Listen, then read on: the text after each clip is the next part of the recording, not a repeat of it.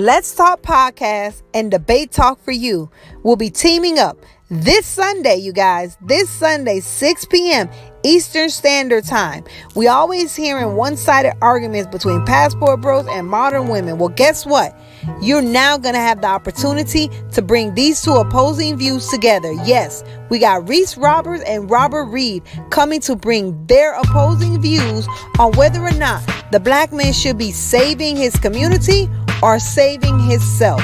Yes, this Sunday, 6 p.m. Eastern Standard Time. Hit the link. It'll be live and hosted by your girl, Christina, and our one and only Sal Showtime. You guys ever had in your mind something that you really wanted to just come to life? Well, that's what happened to me. I already imagined in my mind what I wanted, but I didn't know how to actually make it a reality. Well, that's why I reached out to my brother, myhustlingplus.com. This man took my old logo and just in a few questions was able to create something that I had already had in my mind visually. This brother doesn't just do logos. He does flyers. He does web designs. He does graphic design, video creations, anything that you can just have in your mind and you want to be able to visualize it and put it on paper and use it for your business or for your company. You got to check my boy out. All you got to do is contact him on myhustlingplus.com, myhustlingplus.com, or you can even hit him up at 323-207-9542. And when you get there, tell him Let's Talk Podcast sent you.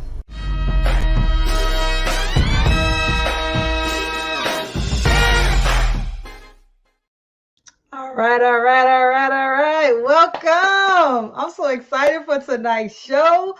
Welcome to Let's Talk Podcast. We're so thankful and grateful for everybody that's here. Make sure you guys hit the like. I see some people on Facebook. I see some people on YouTube.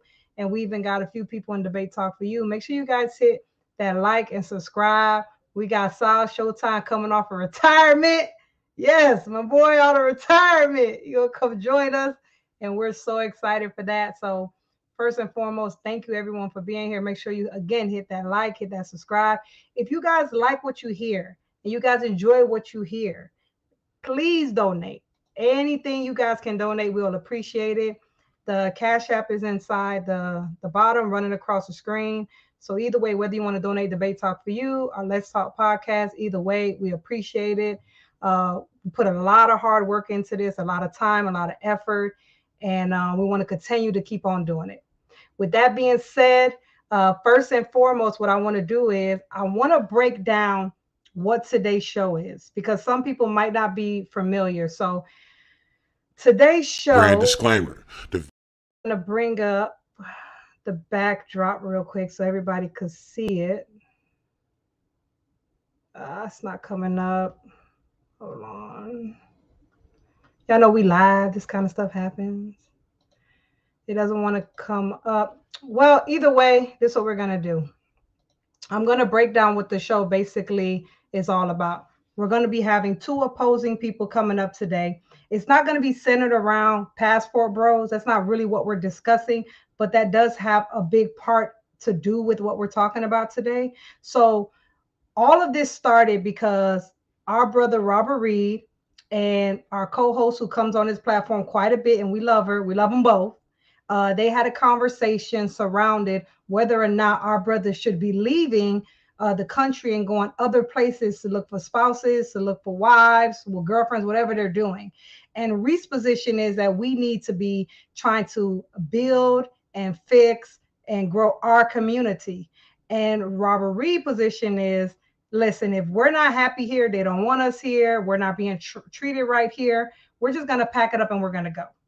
And that's how this whole conversation started. So both parties are going to come today and bring their information, their statistics, their experiences, and they're going to share it with the people so that we can have a better understanding. Because by us coming together and talking, I think it gives us a better idea to be able to build together. Even if we leave this thing still disagreeing, at least we'll disagree knowing more information than we did before we came on here. So with that being said, first thing I want to do is I want to play the disclaimer, and then we're gonna have our co-host come on up here, okay? Brand disclaimer. The views and opinions expressed by individuals on this platform, the callers plus invited guests, are their own. The information you hear does not reflect the overall views of all parties associated with this brand. We encourage everyone to research all things heard live or via archive for edification purposes. Discretion is advised. All right, all right, all right. I know you guys heard that. Now, Sal is having some technical difficulties. This happens, we live, it happens. So whenever he comes back in, we'll bring him in. But I know y'all already here. Y'all want to get the show started. So we just gonna get it started. So the first thing I want to do is I want to bring up Reese and I want to bring up Robert. Hey, hey, hey, hey, what's good, you guys? Hey, how's it Hey, going? How's everybody feeling? Y'all looking good. Look at y'all. Y'all looking good.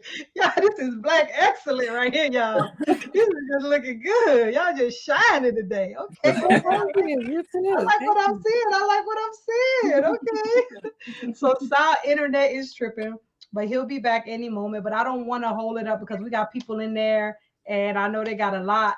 They want to get off their chest. I know they want to hear what you two have to say. So the first thing I want to do is Robert Reed has been on the show at least 2 or 3 times already, kind of expressing high value Hebrew, expressing passport bros and how to do it the right way and the wrong way and all those things.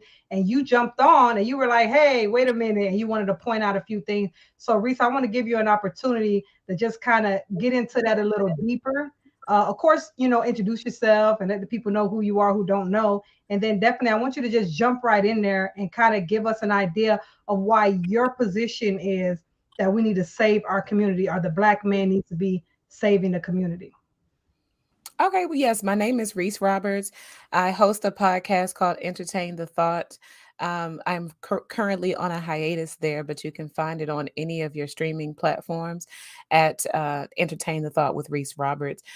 So the real reason that I wanted to interject there was because, like I had expressed, I thought it was a bit of a um, how do I say this? It was a bit of a disgrace against our community for our black men to be in the same struggle as we are, but they are choosing to abandon us and neglect us as the story would be told, to go and look for quote unquote love in other places. And so that was really the position of my heart, was that we need to stick together because obviously we are under attack as a group. And so for us to be further divided by our own people internally, it just doesn't speak a lot towards nation building, generational wealth, or any of those common goals that we all seem to share in the Black community. So that was the reason I wanted to express the sentiment. Okay, okay, okay. All right. So let me ask you a question. Do you have what? Okay, you pretty much kind of already have an idea of Robert Reed's position, but what question would you ask him regarding, brothers who are saying, hey, I'm done, I'm out of here, I'm sick and tired of this, they don't want me, I'm going somewhere else? What would be your response to that? What question would you ask him regarding brothers with his mentality saying that, I'm gonna save myself, I'm out of here? Well, I guess my question to all men who feel that way would be, what do you expect from Black women? What do you expect from people that are constantly under attack, constantly being spoken down on, constantly being abused, constantly having this negative stereotype purported in the media when clearly it doesn't reflect all of who we are, the fullness of Black women? It is not befitting of this narrative. So, my question would be, what could you possibly expect from women who you have objectified and mistreated for this long? How can we be expected to be something more than what you guys are respecting us to be? With that being said, let's bring Reed up. Let's bring Reed up. So, Robert Reed, you back? You back? Now, I Thanks know for she asked you a question, and that was a bit of a heavy question. yeah. And I want to hear the answer. But before we get to her answer, because I want to know what you got to say, I'm like, okay, she got something to say. I want to hear what you got to say.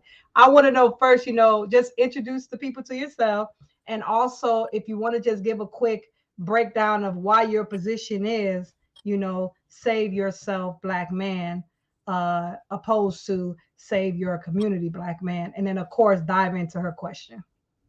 Okay. I guess a little bit by myself, about myself is uh, let's see, I don't want to get way, so deep into that, but born and raised Houston, Texas, live out west. Um, Grew up, Christian values and things like that. Then a little over a decade ago, got into Hebrewism or Messianic Judaism uh, or Black Hebrew Israelites, that sort of thing. So that's and I only bring that up because that's where I get high value Hebrew, because I believe in the Hebrews of the Bible and stuff like that. As far as why I feel the way I feel, as far as save yourself, black man, is because one, right at the outset, I believe the black man is already, if he saves himself, he is saving the black community. I think without a black man, there is no black community whatsoever. The black community, obviously, men genetically determines the race of a baby, determines the gender, determines the race of a baby, stuff like that. So where he goes, genetically, the black man goes. To address what she said, I think it's a bit disingenuous, because there's a lot of assumptions on our partner. Assumptions is that, say, well, what do you expect? We're in the same trouble. It's a disgrace and things like that. Well, I agree with you partly. It is a disgrace. It's a disgrace when you're in the same struggle and the person you're in the struggle with is deriding and chiding you and putting you down. Men have already been taking L's for the past 6 decades, right? For the past 60 years, where they've been taking L's. Where have they been taking L's? They've been taking L's in the media. They've been taking L's in the church. They've been taking L's in the family court system. They've been taking L's everywhere, right? It's just that they couldn't really say what they wanted to say. We can't, because you can't say anything really bad, about women without them being triggered. You can't hold them accountable. It's like, so what do we expect? What do we expect is we expect to be like other men, respected by our women. What do we respect? You say, oh, well, we objectify. First of all, I always say there's 2 types of women. There is the modern woman, and then there's also the traditional women. So I don't lump them all together anyway, right? So if you're talking about the modern woman, I expect, I don't expect a lot from the modern woman, because she has her own thoughts. She has her own way of looking at things. Even when the outcomes are not her desired outcomes, she's still going to double down on whatever it is that she believed, right? So, but what we expect is to be respected, just like other men in their community to be respected, because they're men. You can't say, oh, well, black men do this and black men do that.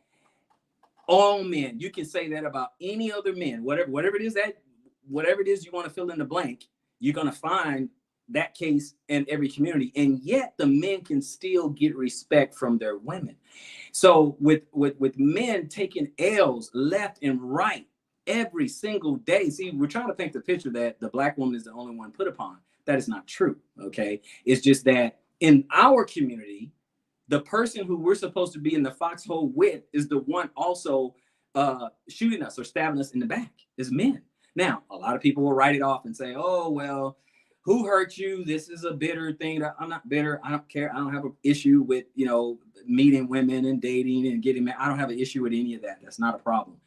But I'm speaking partly on behalf of all men who may have the problem, who have gone through those type things, have to go through the berating, the riding, the chiding. Remember, they classify all men as Pookies and Ray Rays. They classify all men as deadbeat dads and absentee fathers and stuff like that. And then there's a study that says, the black father is one of the most involved fathers of all the fathers across races.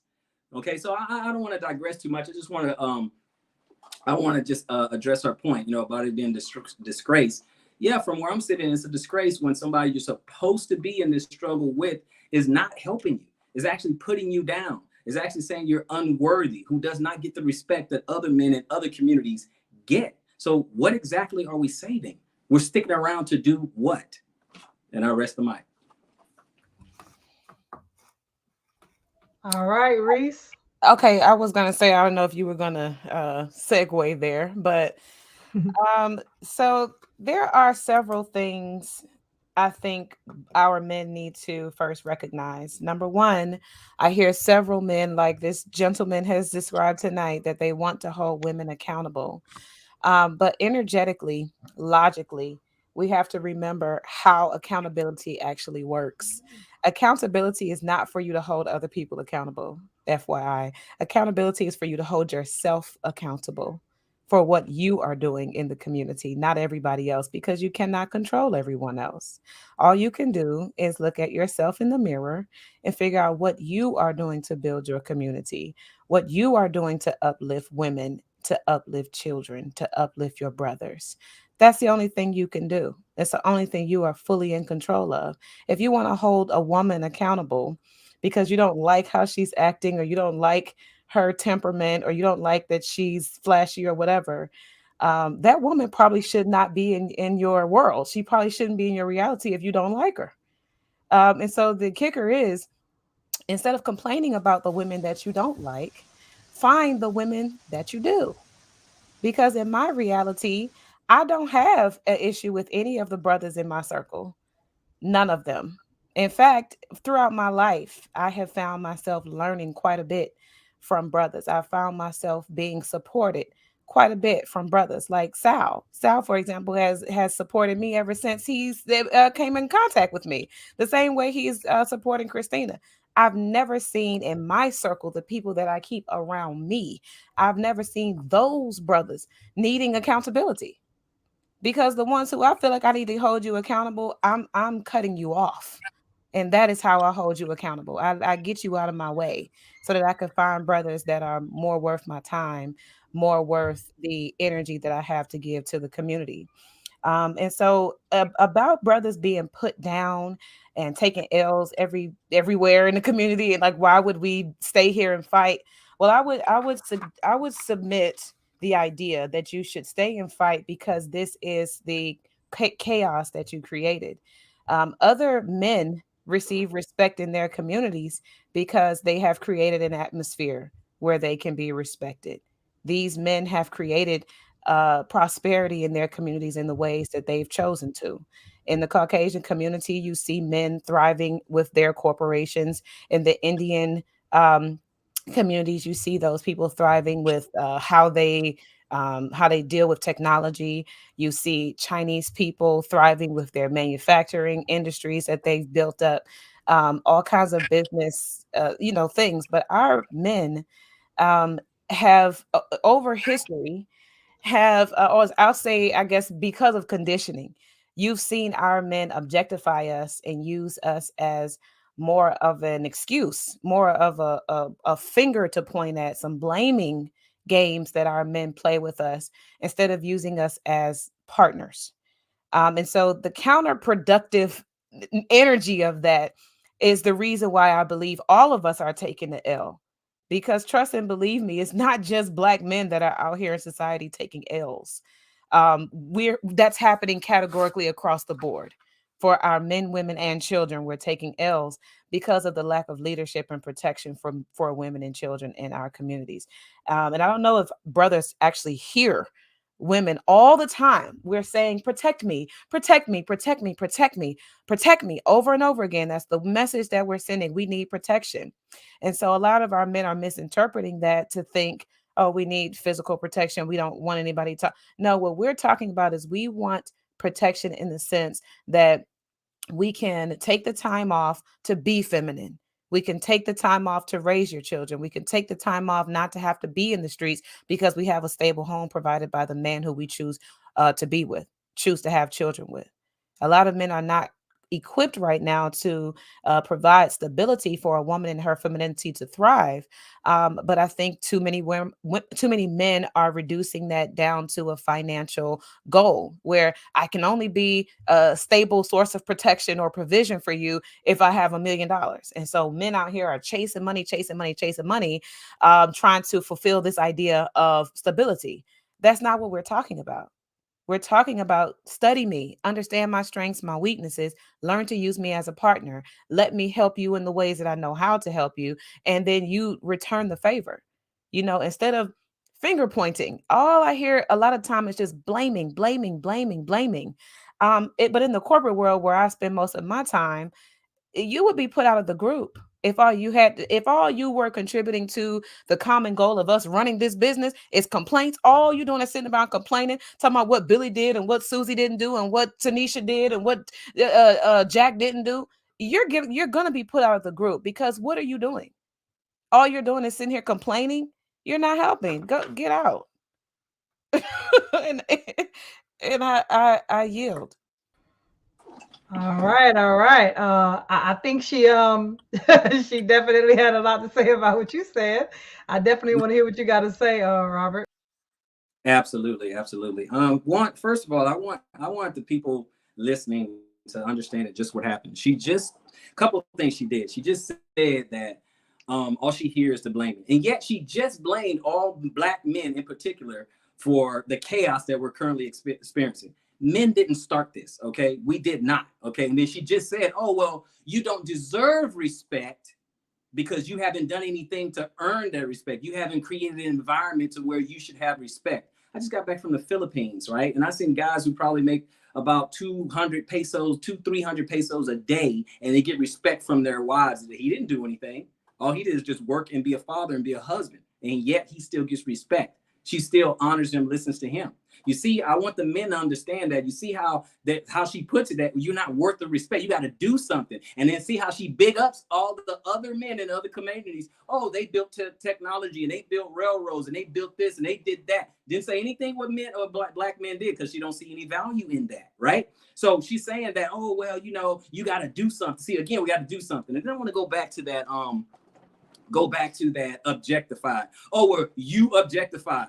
I'm sorry. We have social media today, and who is forcing these women, our women, right? The women who share our hue.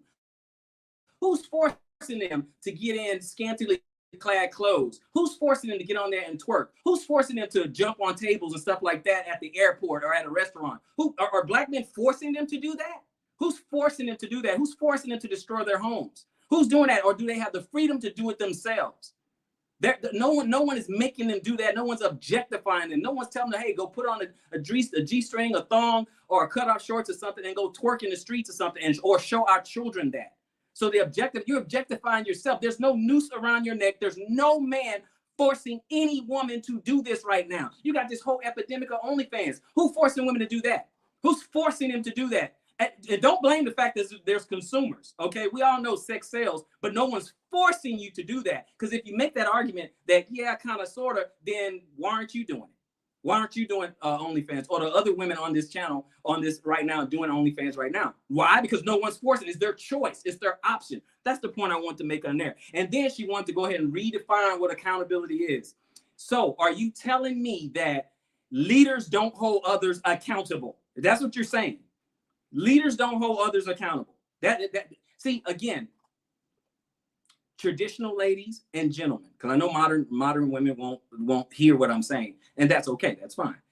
But traditional ladies and gentlemen, this is the problem. This is why you can't save the community, because you can't hold them accountable. Meaning you can't do that. Accountability could be like, hey, a woman say, hey, honey, I'm going to go do this or that or whatever. And it's 2, 3, 4 in the morning, right? This is the mother of your child or whatever. You can't say, what are you doing?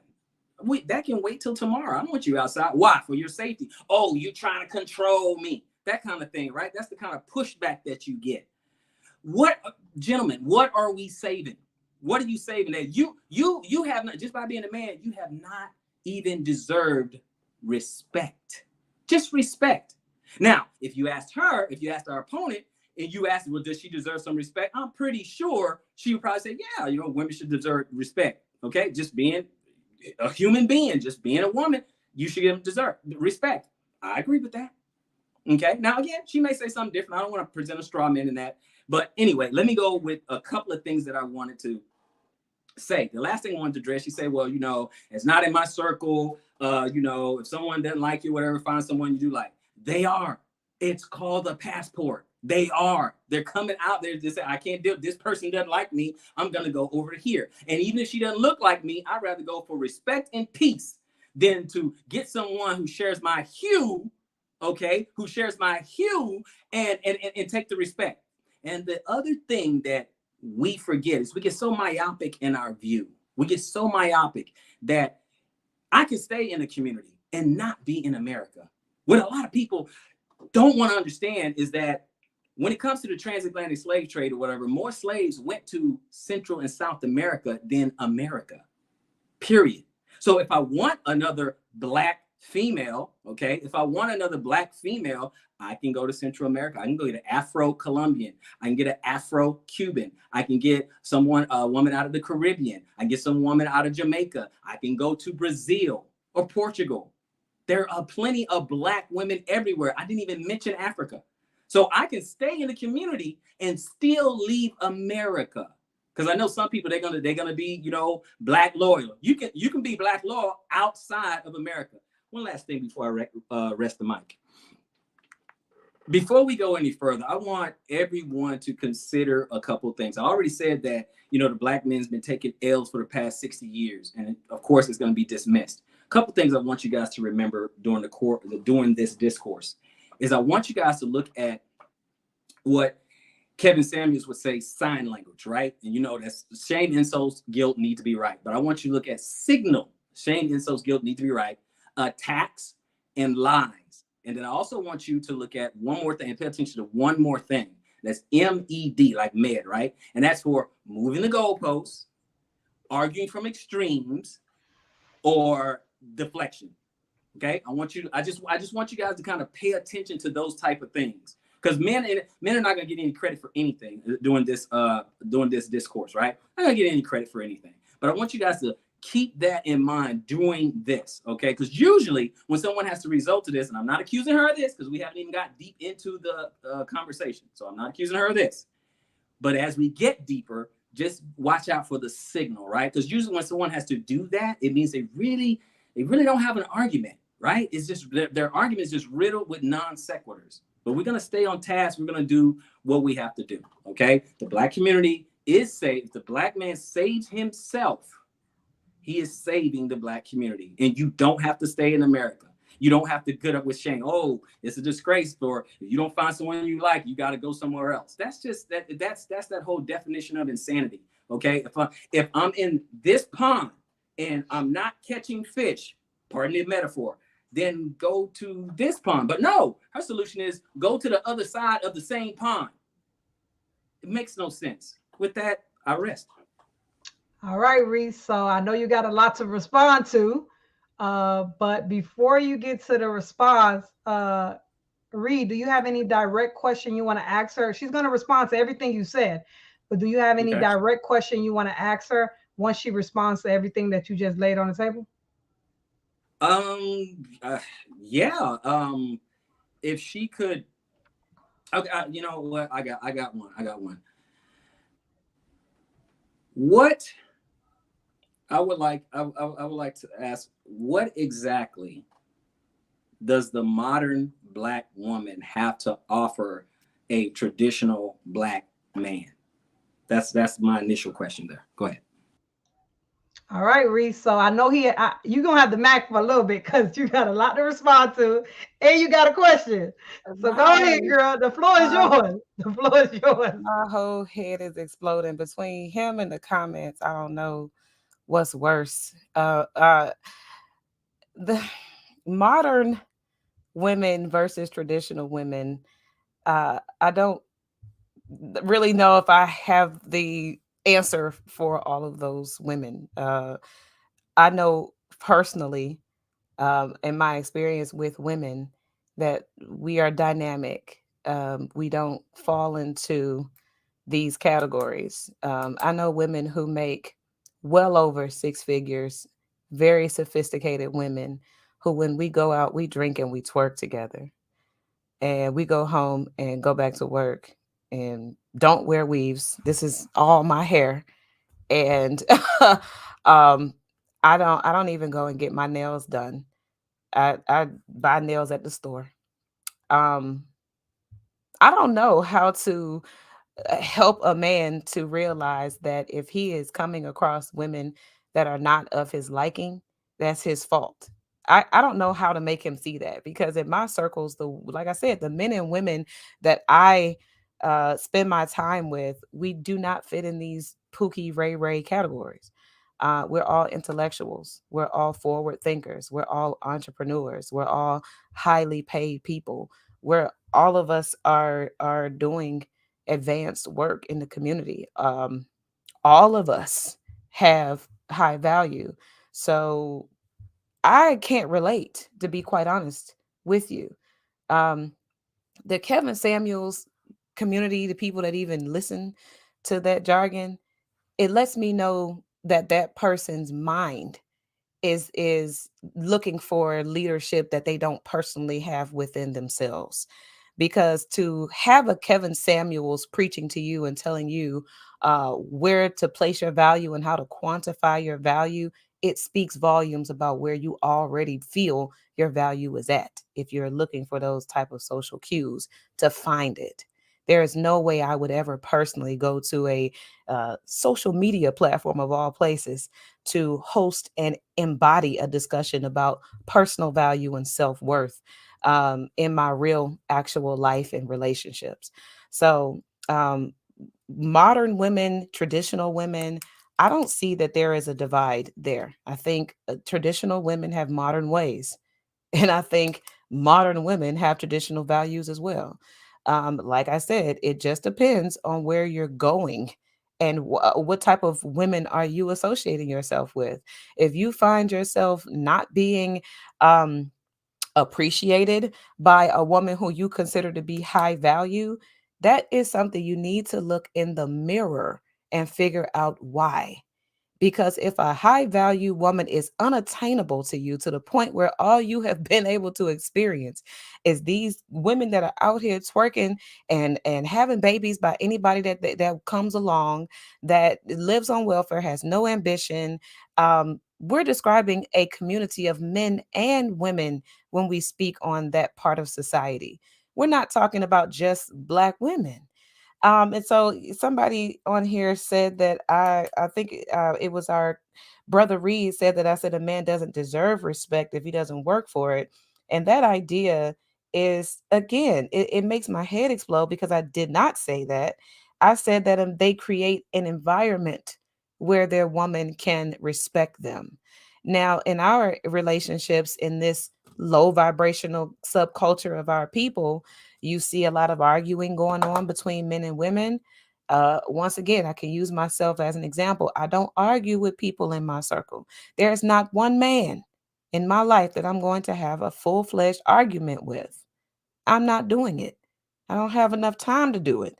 So the idea that a man would shun away from or shy away from the work that it takes to create an environment of respect is, again, what I'm talking about when I say this is disgraceful. How can a person expect to be respected where they have not laid the foundation for that to occur? I cannot imagine a grown man saying, I want to be respected, but why should I have to earn it? What do you expect? This is the question that I'm trying to get to. If a man is not creating, like, for example, if a man approached me today as an entrepreneur, as a woman who is a forward thinker, as a woman who is planning for my future and taking steps every day to solidify my future, and if a man came to me and he had no job, he had no ambition, he had no plan, he had nothing to offer besides his physical body or maybe a couple dollars out for dinner, he would not be able to grasp my attention. Most of the time, um, there is no ability for a man to even be in that pool of women that he is talking about. He doesn't see. You probably don't see them because they don't see you, and that's your problem. That's not the woman's problem. Um, there was another point that was made about holding people accountable. Like, do leaders hold their subjects or the people that are following them accountable? Um, this is it's very interesting that, first of all, that somebody would want to hold someone else accountable before they want to hold themselves accountable for what is happening. In my personal journey of growth and development and learning who Sharice is, what do I have to offer the man in my life or the child that I'm raising or the community that I'm a part of every day? I'm not going around looking for other people to tell, I want you to live by my standards. I want you to do this and do that. I don't want you to be here, be this. I don't want you to look like this. I don't want you to dress like that. Instead of me looking in the mirror and saying, Sharice, cover your body. Sharice, speak kindly to other people. Sharice, don't argue with people who don't see what you're trying to say. Just allow yourself to move on and be happy. I'm not going to go and look for accountability that I can hold on other people. I'm going to look for accountability as a leader that I can hold on myself. And this is the reason why a lot of women do not want to be in these relationships where a man is constantly looking at her to hold up his standards of what he thinks should and should not be before he himself is able to be a living testimony of his own standards. If you want a woman to be successful and intellectual and all these, healthy and all these beautiful, traditional things, display those characteristics for her in order to make sure that your accountability doesn't come off as you capping and trying to be in control of something that you're not in control of. Because again, accountability on other people looks like you trying to control somebody, which you do not have control over other people. But you being accountable for yourself says that you are looking for an internal source of leadership where you're saying, I know what it takes for it to build success. So I'm not going to go and attract a woman that's not successful and then hold her accountable for not being successful. No. What you're going to do in a higher vibration is actually be successful yourself and go and court a woman who is either successful on her own without you holding her accountable, or you invite her into your world and allow her to contribute to the accountability that you're able to hold on yourself, and you all grow together in your success. But again, looking for somebody to hold accountable is a sign of weakness and control. You are trying to do something for someone else. You need to be focused on your own reality. You're if you want to talk about saving yourself, then do that. Save yourself. You don't need to hold everybody else accountable. That's their job, not yours. Do you have a question that you want to ask, Reed, before we let him respond? Well, I don't know if I necessarily have a question in particular. I don't think I understand why. So maybe I'll just form my statement into a question because what good does it do to constantly look for things that you can point out about the lower parts of our culture, about the people who have not yet become aware, the people who have not yet made it to the whatever level of intellectual, growth or maturity you feel you've made it to. But what good does it do to pick out all of the negative things that you can pick out about a certain group of people when there's so many things out here that Black women are doing, and we're doing it very well and doing it very right for ourselves? Why would you not build us up from where we are instead of trying to beat us down from the place that we've built ourselves up to? All right, Robert, hold on, you're on mute. Before you respond to that, I want the audience to know that we're going to actually bring you guys up in about 20 minutes. In about 20 minutes, we're going to put the link in the chat, and you guys are going to get an opportunity because there's a lot of people in there talking smack. So I'm not saying y'all talking smack like y'all not speaking the truth. Don't think that's what I mean when I say that. I'm just saying that y'all got a lot to say. So I want you guys to come up and say it in here on the stage so we can hear what you guys got to say. Bring your statistics, your opinions, your thoughts, your views, and any question you have for Reese or Robert, they'll definitely be willing to answer it. And then with that being said, Robert, the floor is yours. Okay. Okay, thank you. This this is sad, but a lot of that, the whole argument is, I mean, it's almost set up as a straw man, making things or saying things that I did not say and trying to beat that. Like, we're not looking for someone to hold accountable. Okay. It's just kind of a byproduct of what happens when you're trying to align your program or have a woman get on your program. And if it kind of gets out of alignment, you put her, you hold her accountable. But I want people to recognize what happened, right? The entire time in her whole diatribe, she was avoiding accountability. You shouldn't have to hold anyone accountable. It's accountability in yourself and redefining what accountability is. We all know what accountability is. A boss holds their employees accountable. She kind of tiptoed around that and offered a word salad. A parent holds their children accountable. Society will hold you accountable. If you speed, they will hold you accountable by giving you a speeding ticket, so on and so forth. So this is a very elementary type thing to understand. The other thing she did was that she wanted to say, oh, well, why would you want to appeal or talk about or pick on or criticize the lowest part of our community? And no, first, I didn't do that. But notice she did that. Notice when she described, a black man and all the others, she said, oh, well, if he has no ambition, he has no job, and he has no money, he's not on my level, which only reveals her hypergamy. But that's okay. Every woman's hypergamy. Just the levels are different or whatever, right? But when she describes her, look at what she did. So all these masculine traits. It was like, oh, well, the circle I'm in, we do six figures and all that. I mean, I do okay myself, right? But she's in her circle. She's like, oh, well, we do six figures and we work hard and we do this and all that, right?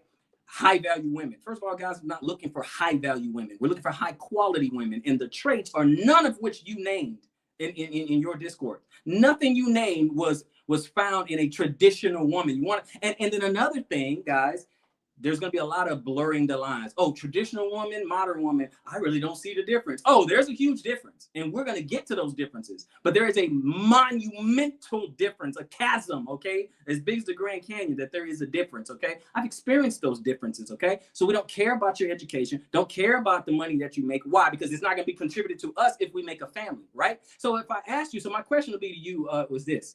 One, do you need a man? Do you need a husband? I want people to pay attention to her response. To her response. Do you need a man? Do you need a husband? And none of us will be surprised at the answer, at your response. So no. We're not doing that. We're not gonna change the narrative. We're not looking for someone to hold accountable, right? When we go to a traditional woman, there's not a whole lot of accountability to be had, right? And you say, oh, well, if someone doesn't like, again, someone who doesn't like you, go somewhere. That's exactly what we're doing. That's why you save yourself. You just go somewhere else. And we get a lot of pushback from modern women. Why are you leaving? Why stay here? We got to do so much other stuff to get a little bit of respect. Okay. Felipe, he can get respect. And he didn't have that much. Well, if you don't make that much money, you shouldn't be in this person's circle or whatever. So now you got to have a certain amount of money to have a certain amount of respect. What about the regular guy? What about you want to describe the Pookie and the Ray Rays, okay? You want to describe them and use that to make your point. Again, gentlemen, arguing from extremes, okay? She don't give the regular guy, she don't give the common guy she don't use them as an example. The guy's making $50,000, $60,000, $70,000. Oh, that's no. You go all the way to the bottom. Okay, all the way to the bottom. And just like you don't claim the ratchets with twerking and all that. Guess what? We don't claim the Pookies and the Ray Rays. We don't claim that. And let me go ahead and use the stats, data, statistics, things like that. And let me go ahead and cite the sources. You can go to blackdemographics.com. You can go to the CDC. You can go to articles and peer reviews of family studies. You go to family courts. You can go to dating apps and things like that. Okay, so now you got all your sources, and you can also go to Google. You're not talking about the average guy. Okay, you're using the lowest part of this whole demographic. I'm not. I'm saying traditional women versus modern women. That's it. That's across the board, regardless. Okay, regardless if it's a Keisha or anybody. Okay, traditional versus modern. That's it. And I'm repeating it so that the audience can get it, even if you want to twist it and change the narrative. Okay, so that's what I'm doing. So if we look at, just for instance, family court. Okay, let's just go with that. We all know, it's no news flash, that most marriages end in divorce. Okay, we know most of them, over 50% knocking on the door, 60%, but we know marriage rates are going down because men are tapping out. They're like, okay, I'm not getting married here. Forget that. I'm not getting married here. Why? Because as much as 80% of them are initiated by the woman. Now I know you're gonna make some. Well, no, you know what? I won't assume. for you. I'll say others. They want to say, oh, well, it must be because this, something else the man did, right? It's got to be abuse when they got the stats on that too. It's less than 10% of the time that they get divorced because of abuse. But we have this thing called no fault divorce, right? Because before that, you had to prove why you want to get a divorce. But after that, it's anything, okay? It's whatever. You can get divorced for anything. So now you got it 80%. Now, if we go to what you would call the high quality woman, divorce goes up to initiated 90% of the time. Again, hypergamy.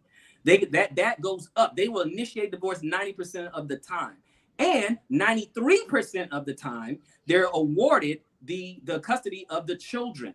Okay. And depending on your state, you can lose half your assets. You can pay alimony. You can pay child support. What man in his logical mind would sign up for something like that or stick in the community and stay with that? When you are much maligning them and saying they're all just a bunch of pookies and ray-rays, when that's only about 16% on the low end and 19% on the high end, since 51% of men are single and childless, and men from 18 to 30 have not had sex in the last year, or they are virgins. And only 30% of Black men are married with children, of which 85% of those that are married to a Black woman.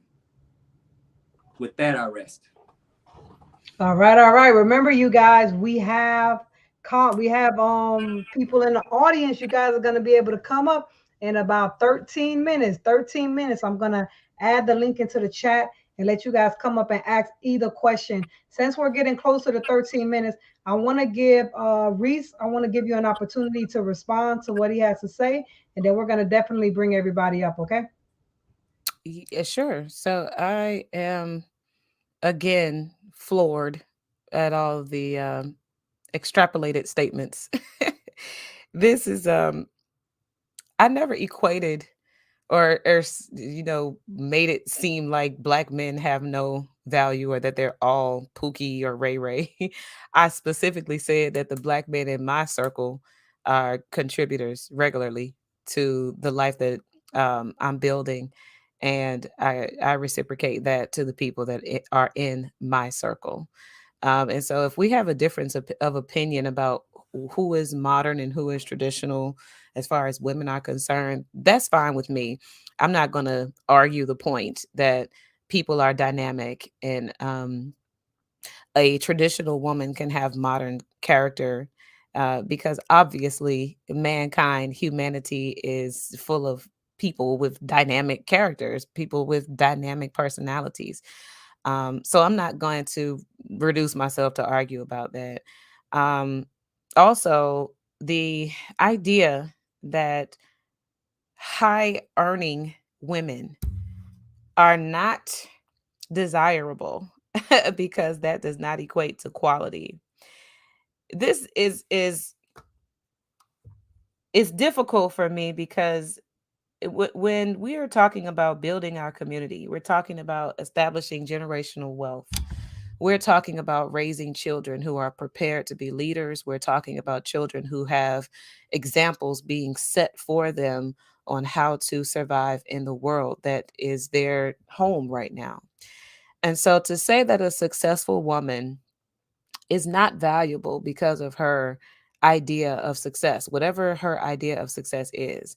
To me, a successful person is a person who is doing their life intentionally, not by force. And so I consider myself to be a successful woman because I don't report into anybody's job. I am living independently off of my knowledge and skills, and I do what I love every day. And so for me, that is what makes me a high value, high quality woman, whatever word you want to ascribe to it. And so, again, a man who is not living the version of success that I have defined for myself, it's not very likely that he's going to be able to come into my life and tell me that I should be living differently according to his standards, whatever they may be. That's not going to happen. What's going to happen is I'm going to find or be attracted or attract a man who aligns with the lifestyle that I've built for myself and the intentions I have for my future. I'm not going to down a man who is not aligned with that. If I say, well, you don't have a business and you're not building generational wealth and you don't fit into my vision of the future, I'm not going to talk trash about that man. What I'm going to do is let him know he and I are not compatible for a relationship if that's what he's approached me for. If we're not on the same page, we're just not on the same page. Do I need to hold him accountable? If he's cute or fine or whatever, do I engage in a relationship with him and then hold him accountable for everything that I feel he needs to do different? That is ridiculous. It sounds stupid. And so what I would employ for anybody, what I would challenge them to do is stop pursuing relationships that are not compatible with the standards that you see for yourself in your life. It doesn't make sense. And I am what y'all want to get in my personal business, and I'm not going to talk about my personal life. Whether or not I'm married would never change my idea. It would never change what I'm saying or the sentiment that I have. So I'm not going to answer any questions about whether or not I'm married or not. Just know that I've been in a couple of long relationships, more than 6 or 7 years each one. There's two long term relationships that I've been in. And the last long term relationship that I should say the second long term relationship I was in, it ended because of what I was just describing now. There was no blame, there was no animosity. Actually, I'm still very good friends with this person. If we were together for 7 years and we decided not to be together only because my vision for the future and what I wanted to build in this lifetime was not of concern to the person that I was with. I was not going to say he's a low value man, or was I going to down him out and all these other, things that people want to. Oh, he's a bum and all. No, he's a perfectly good person, perfectly good man. He just was not cut out for my future, and so I decided not to waste time trying to hold him accountable because I was actually doing that in my relationship. Okay. I was actually doing that in that relationship. I was trying to um tell him all of the visions that I wanted to build and all the things I wanted to do with our relationship, our family. And I was just going to town telling this man how I wanted him to live according to my standards and my accountability that I was trying to hold him to.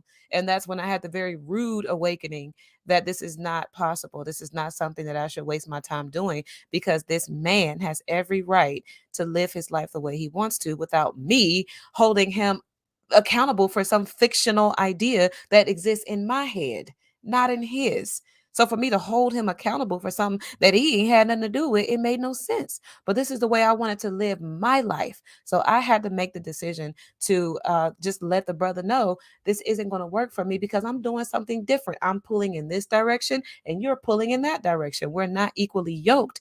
And I just had to respect that. So it doesn't matter. And to answer that question, yes, my future does consist of a partner.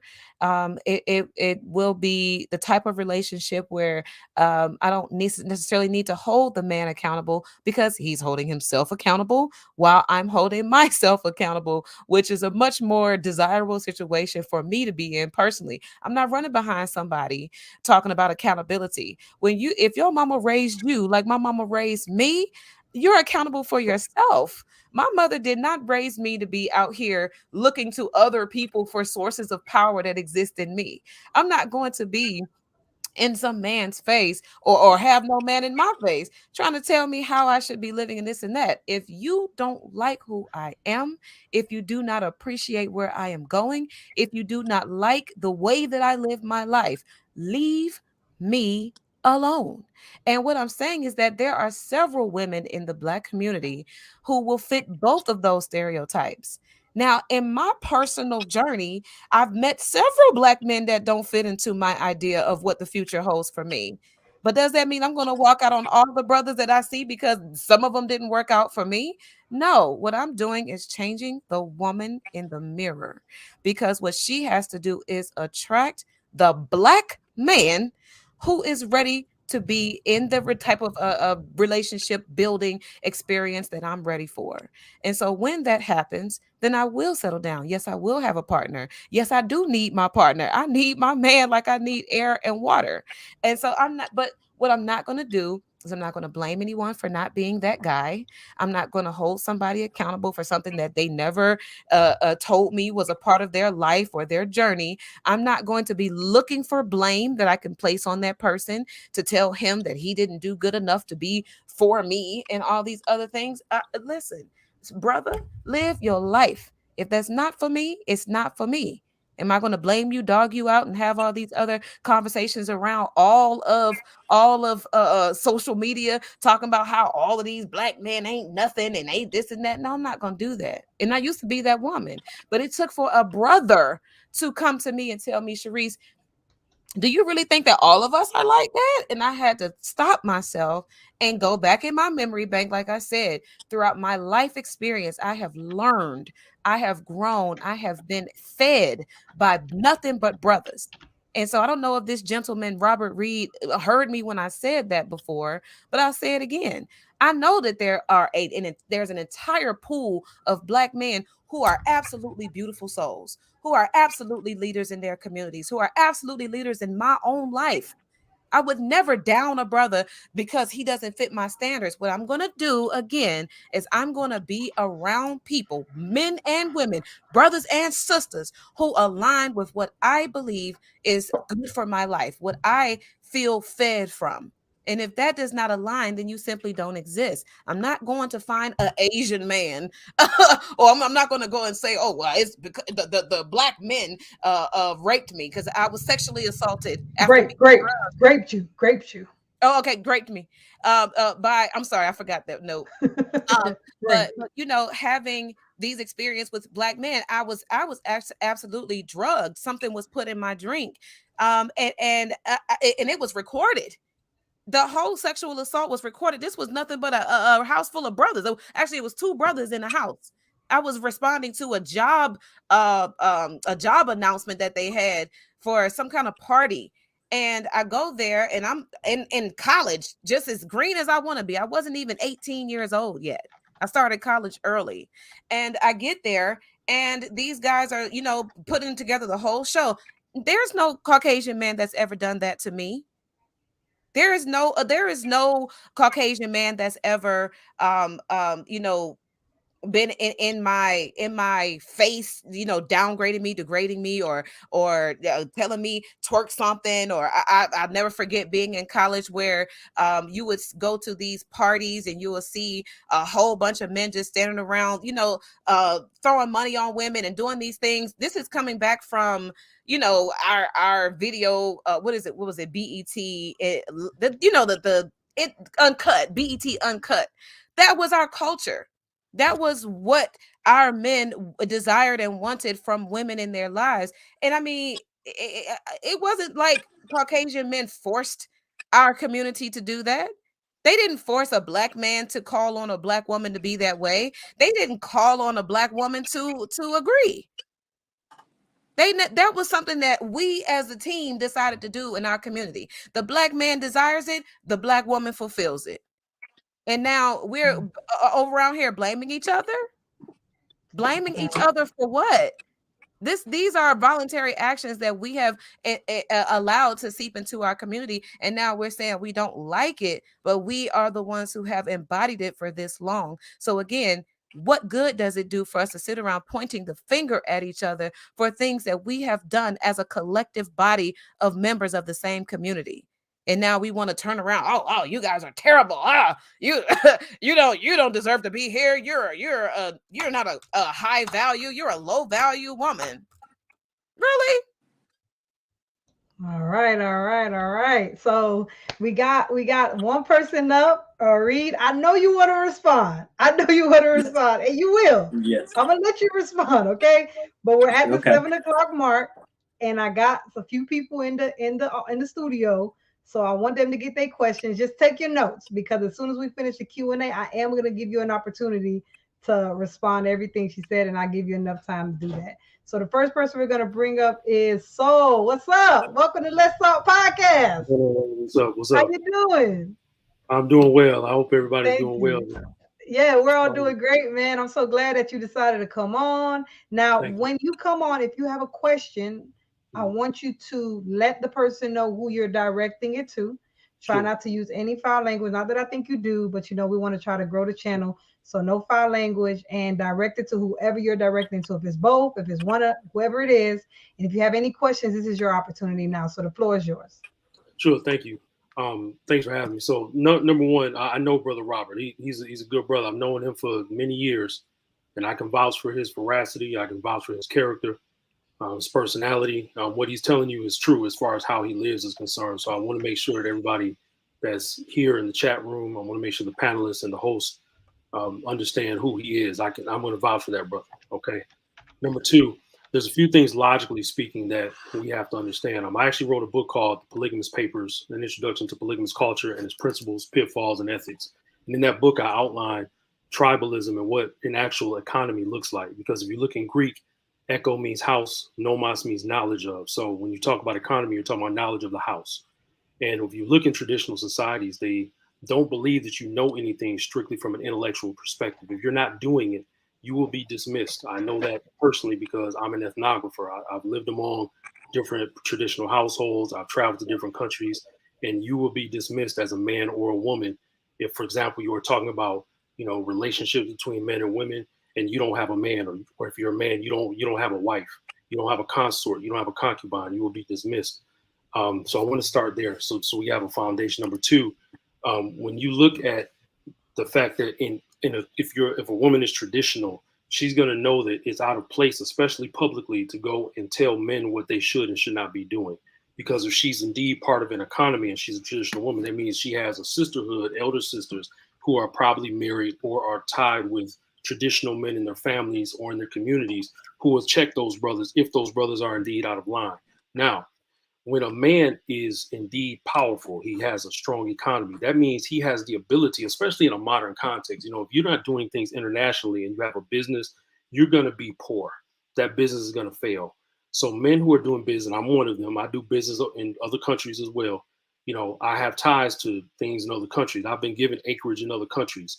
I've been given access to languages in other countries where I'm being taught other people's language. I've been given access to things that will offer me business. I have multiple wives, so I can actually speak on that too. So I've done that in a traditional society, whereas because of the way I was raised here, I was raised as a traditional man. But that vast majority of American Black women are not traditional. And for anybody to argue the point that they are, it's a complete lie. Now, are there traditional Black women in the United States? Absolutely. But you all are so far and few between that, and you generally don't choose the men in your youth. I want everybody to understand this. We ain't waiting until you 45 and then you became obese, you got kids and all that. We're not trying to wait for that. We want you traditional when you're 18 to 28, ideally. And then those men who are, say, 28 to 35, a little bit older, we want to be married. Now you're scrunching up your face, but that's the problem. I'm going to go to the third point. When you mention that we do not need men to mention accountability when it comes to building a community, that is absolutely false. And that's one reason why the so-called Black community, which has no shared language, it has no shared religion, it has no shared spiritual system, has no shared marriage customs, can't even agree on that, then that means there's no community. Okay. So when you say that men do not need to come to the table when we meet a woman with her so-called friends, which doesn't exist between men and women, but when you say we're going to meet, we're going to try to build an intimate relationship, and we don't have to put accountability on the table, that's absolutely false. That's what men do. We bring structure, order, stability, and discipline. That's what we do. When men go to other men and we build friendships, we always hold each other accountable. I have been told by my elder brothers what to do. I've been told by my male elders what to do. And when I do meet a woman who is what I call a good Black woman, 99 out of 100 times she's also married, and even she doesn't necessarily tell me what to do and why I should travel and when I can travel. I can marry whoever I want to marry. I can marry whoever I want to marry, if she's Black or not. And historically speaking, Black men from every empire, every village and town, when we travel, we generally will get a woman wherever we go. That's if you're a warrior. That's if you're a merchant. That's if you're anyone who is simply relocating. So everything I just told you is not subjective. It's objective. It's on the pages of history. And anybody who wants to argue the point has to bring historical record, because we don't have records of Black men not marrying not only Black women, but marrying other women, especially if we travel.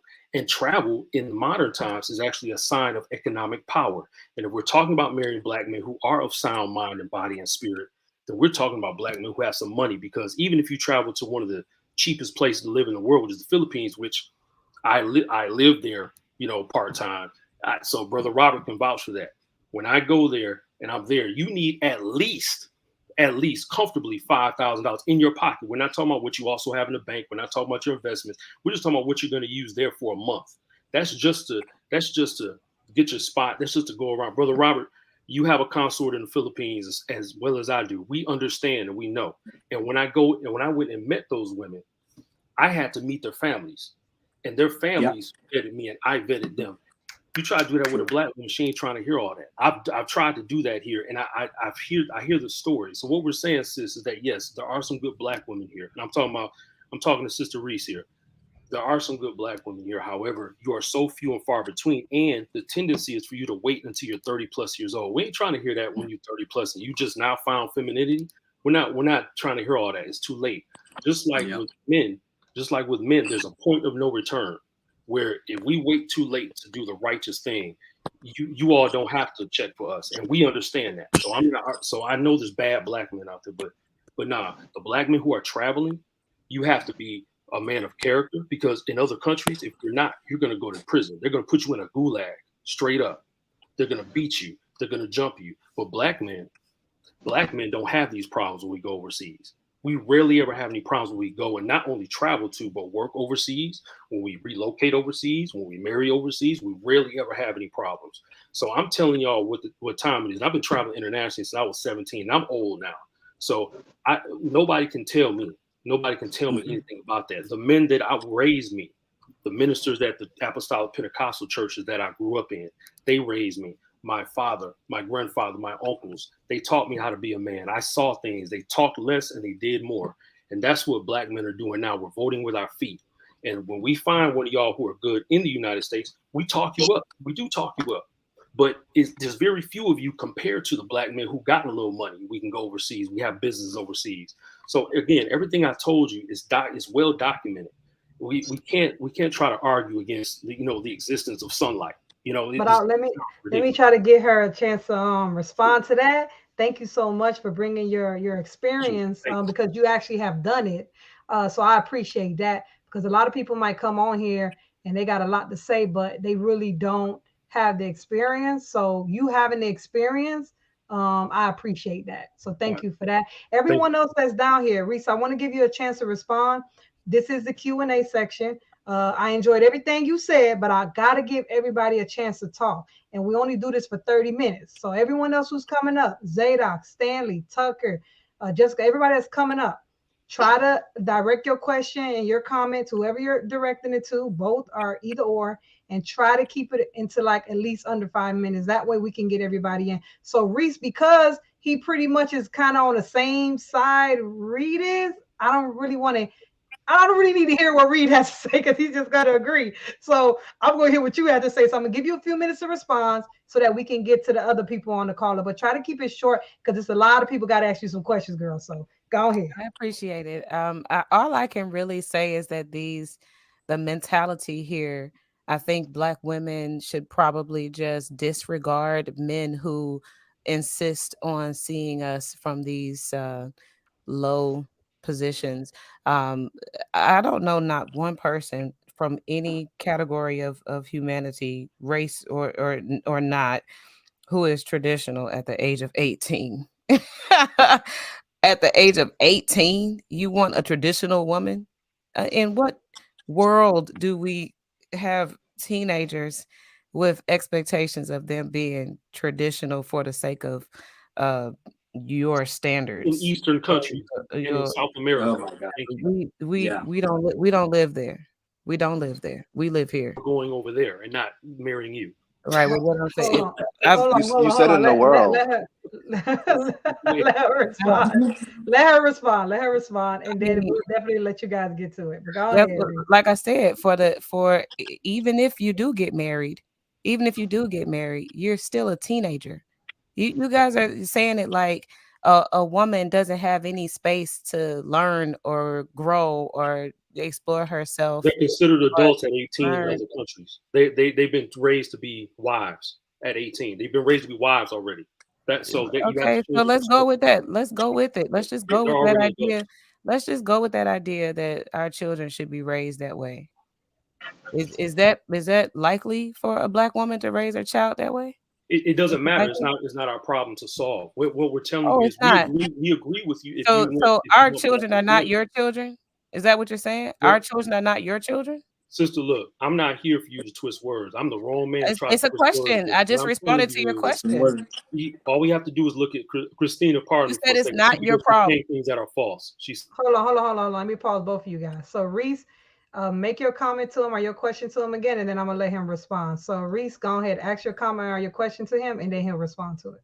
The question is that, like you said, it's not, you're saying it's not your problem that our children are not raised to be traditional. It's not a Black man's problem that the children are not being raised to be traditional. So the question is it at all, just looking at the way our society is going right now, uh, is it feasible for a Black woman in these times, whether she's high earning or not, whether she's your definition of quality or not, for her to raise traditional children without a man being anywhere concerned about it at all? Okay, all right. So I'm gonna let you respond. So try to keep it short because I gotta get to other people. Okay, but the floor is yours. all right. So you totally ignored and did not respond to anything that I actually said. That was completely objective. The fact of the matter is, when you go overseas, and I've seen it, because it's apparent to me that you travel. If you do travel, you travel for tourism purposes. I'm not a tourist. I'm a traveler. There's a difference. So when I go to these places and I'm speaking with elders, people who are 90 years old, and sometimes I'm speaking in their language. Oh, that's right, because a Black man can speak multiple languages when we travel. When I go over there, I'm speaking with them, and my consorts and my wives are speaking with them and translating for me in places where I don't speak the language. I'm finding out that, the 18, 19, 20, and 25 and 30-year-olds, because I did not limit it to 18-year-olds, but you're trying to hone in on that. I said 18 to 28, which is a marrying age in every country you go to.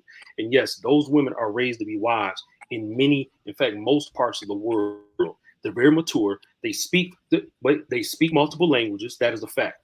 Most women worldwide speak multiple languages, but Black women in the United States don't speak multiple languages for the most part. So I can't hear you because Christina has you muted. What I'm responding to is what you said, what you asked me. It's not my Okay. responsibility. It's It's not. not our responsibility to raise every child, especially if you're a single mom. It's not my responsibility Oh, to it's not your raise. responsibility to raise your kids. No, our children. Oh my If it's God. my children, yes, not your children, not your children. My Okay, children. let's get to Zadok. Zadok, Stanley, look, y'all come on in here. Zadok, get in here. Then Stanley, I'm gonna hit you up next. Then I gotta get to Jessica and Jay Tucker. So Zadok, get into the building. Hey, what's up? Salute. Can you hear me? Yeah, we can hear you. I'm glad you're Man, here. What's what up? is what in the see this the problem with Black folk is going on here. Um Look, and I'm addressing this to Rob Reed.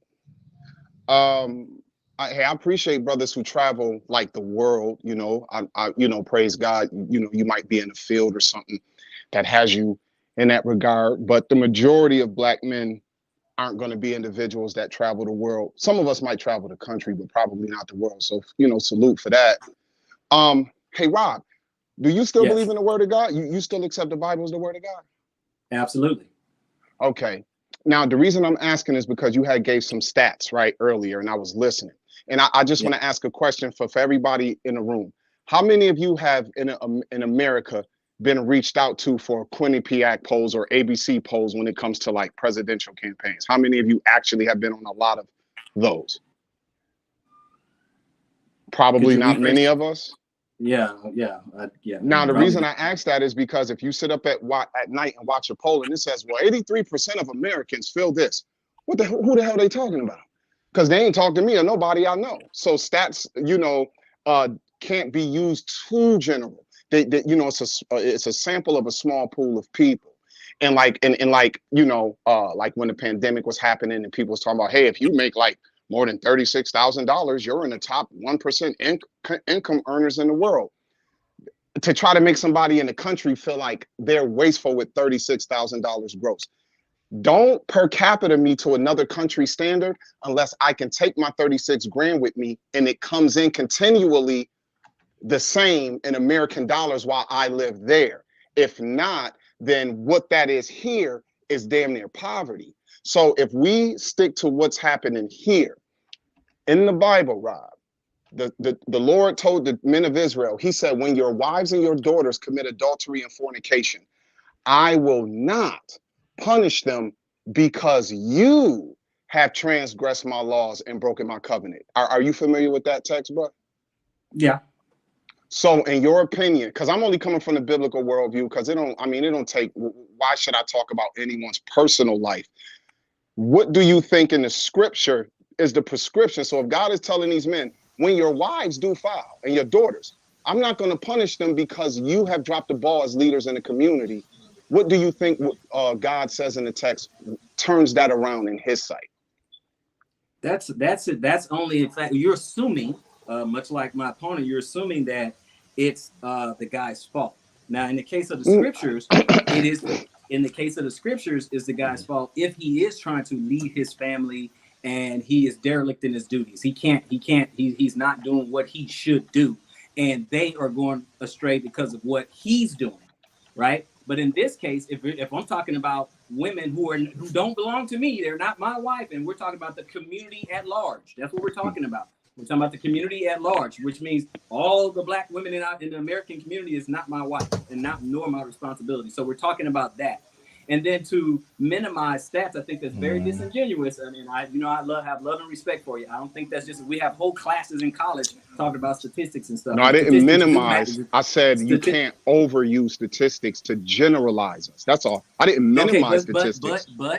But statistics are generalizations, because if not, then we're reduced to talking about our own anecdotal experiences. Oh, in my circle, that your circle doesn't, your personal circle doesn't matter to everyone at large. Just as the way, hold on.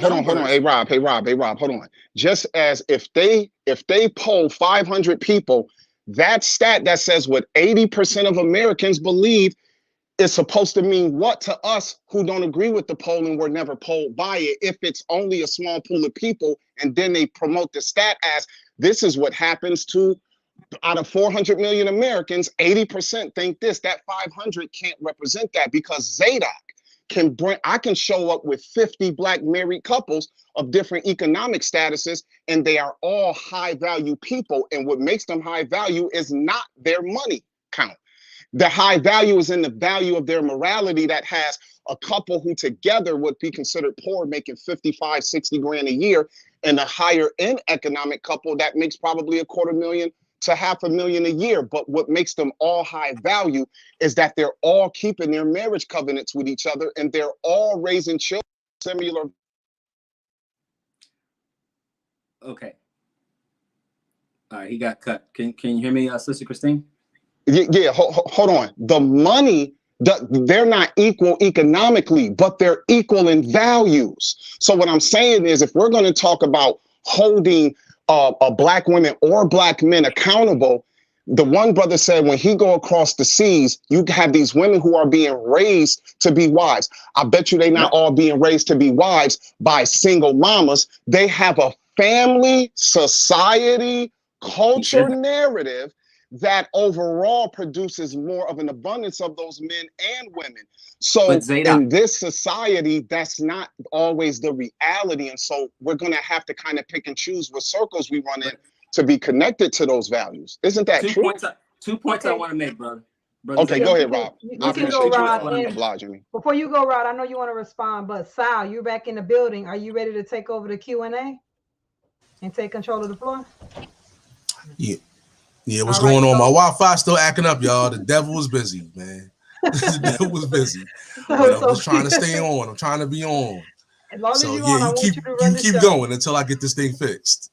Okay, Okay, I all just right, got fine. So go ahead, Reed. I got 2 points to make to what Brother Zadok said, and then we can move on to someone else if you want. That's up to you guys. But 2 things. One, on the statistics side, you're saying, well, you know, if I wasn't polled, then the poll doesn't mean anything to me or whatever. But if you go in statistics class, they're gonna some surveys or some polls start with a small number, and then they as they teach you, the larger the number, then you can extrapolate that to the larger community at large.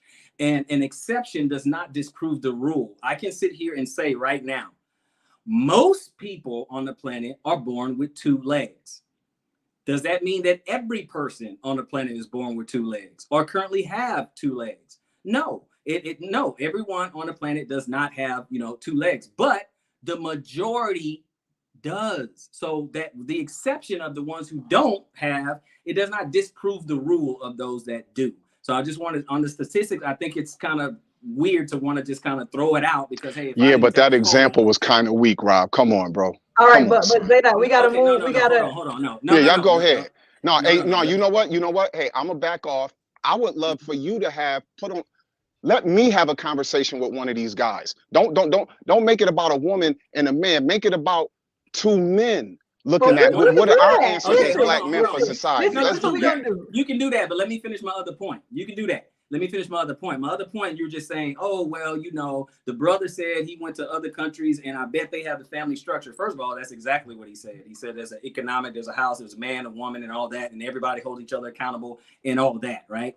But you asked me if I'm familiar with one scripture. Are you familiar with a scripture that, the foolish woman tears down her house with her own hands? That lines perfectly with the divorce statistics, okay? That women are initiating the divorce, okay? So they would tear that down. They can have that structure if they don't just tear down their house, if they don't just say, oh, I don't like this, or you're not on my level, or you're not who I thought I married, or just simply change their mind because of irreconcilable differences or whatever. They could have that structure. See, that's the thing. Everyone's calling a man to lead and do that, be the leader, be that, start with yourself and all that. And when he's in that position, he's a husband, he's a father, he's in that position, and the woman and society who through family courts back them up, they back up their decision to kick him out of his place as the leader, because now all of a sudden he's unworthy. He was worthy enough to marry. He was worthy enough to have children with, but he's not worthy enough to lead and stick it out. And by the way, nothing that my opponent said when she was talking, nothing, you can go back and read the tape, nothing she said had anything to do with a traditional woman, even though she tried to blur the lines. Oh, well, I think it's the same. And, and I'm traditional and it's traditional this and the modern and everybody's this and that or whatever. No.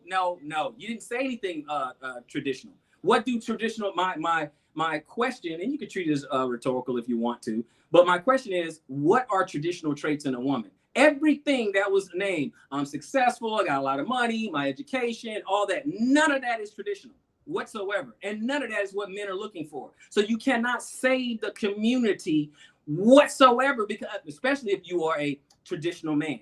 You should have nothing to do with a modern woman. Just like she was talking about everything she was talking about. Okay, I had this relationship and it didn't work out because of this and that.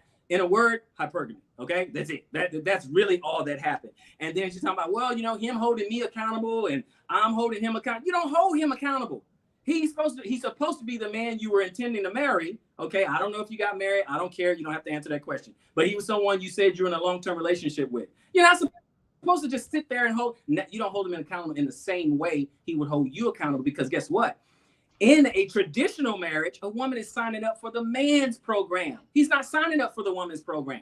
That's the part where you got it wrong. And that's what I want the gentleman to hear, that this whole modern and traditional, that is one of the dividing lines right there. They have this own idea. Well, this is my dreams, my goals, my aspirations, and I need someone to come in and line up with that and align it all. No, in a traditional relationship, it doesn't work like that. Now, you can have the kind you want. You can have the kind of relationship you want. I doubt you get it, but you can have that. You can pursue that. That's perfectly fine. I'm not saying that you can't have the kind of relationship you want with a modern man. You can't have it with a traditional man because it ain't gonna work. But you can have with a modern man because you can redefine the rules. You can make up the rules every day as you go. That's fine. That's modern. That's new. But what has worked historically is traditional. Now, all right, Reese. Let me. Okay, so I have Stanley been here for a while. I know, Reese, you want to respond to all of this, but Zaylock and then was kind of, yeah. So let me just get to the next one. Stanley, and listen, Jessica, Jay Tucker, I know y'all being patient. I'm gonna get to you guys. Stanley, go ahead. Get on up here. Christina. Yeah, I won't be long. Yo, just make sure you reach out to me because I love Rob. But I asked Rob about a scripture. He said he was familiar with it. And I said, well, do you think God prescribes for that to change? Instead of him pointing us out to what God describes, he actually, when it says, see, what you doing is you making that the man's fault. And he deflected. He never answered my question. So I'm gonna need to talk with Rob. Okay, right? so we could definitely do that. Rob, I'll talk to both of you guys and we'll definitely get that going whenever you guys ready. I'm ready for it. I'm ready for the smoke. I'll go to the scripture. That's fine. Yeah, we could definitely do that. But let's get on to the next caller. So Stanley, go ahead. The mic's yours. If somebody, I hear a background noise. Oh, there you go. Yeah, Elijah, Yeah, I'm gonna bring you back up, but you gotta mute your mic, okay? Because there's a lot of noise in the background, okay? So mute your mic. I try to mute it, it won't let me. Yeah, well, go ahead, can you guys hear me? Can you guys hear me pretty well? I don't know if you guys yes, can you hear sound me. good. Yeah, praise God. Well, it's a great discussion, and it's stuff I've been listening to. I listen to this discussion every single day. I listen to Kevin Samuel, I listen to Fresh and Fit, and I listen to other people, Pearly and others. And I agree with that sentiment. I agree that the modern day women today has, and I believe the government plays a huge role in that.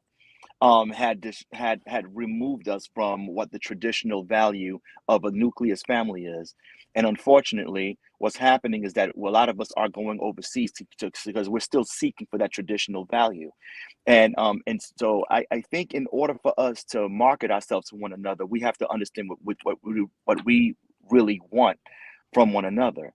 And the thing is, and I hate to say it this way, but my sisters, our modern day sisters, don't know what our brothers really want. They don't know what we really want. But by God's grace, I got myself a traditional wife. And we've been married 18 years right now.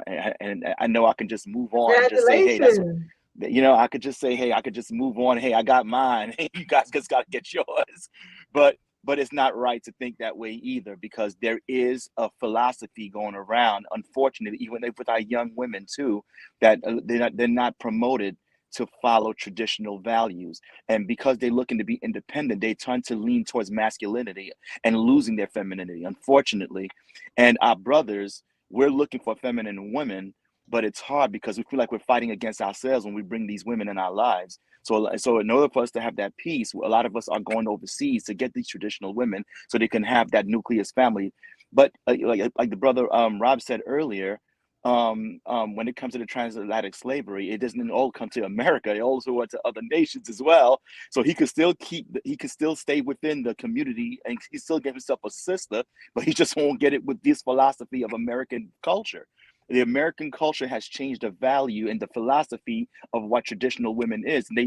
They emasculated the male and masculated the women. So it's like we change its roles, and now everything is flipped upside down, and it's hard for us to find the one that we really truly want today, unfortunately.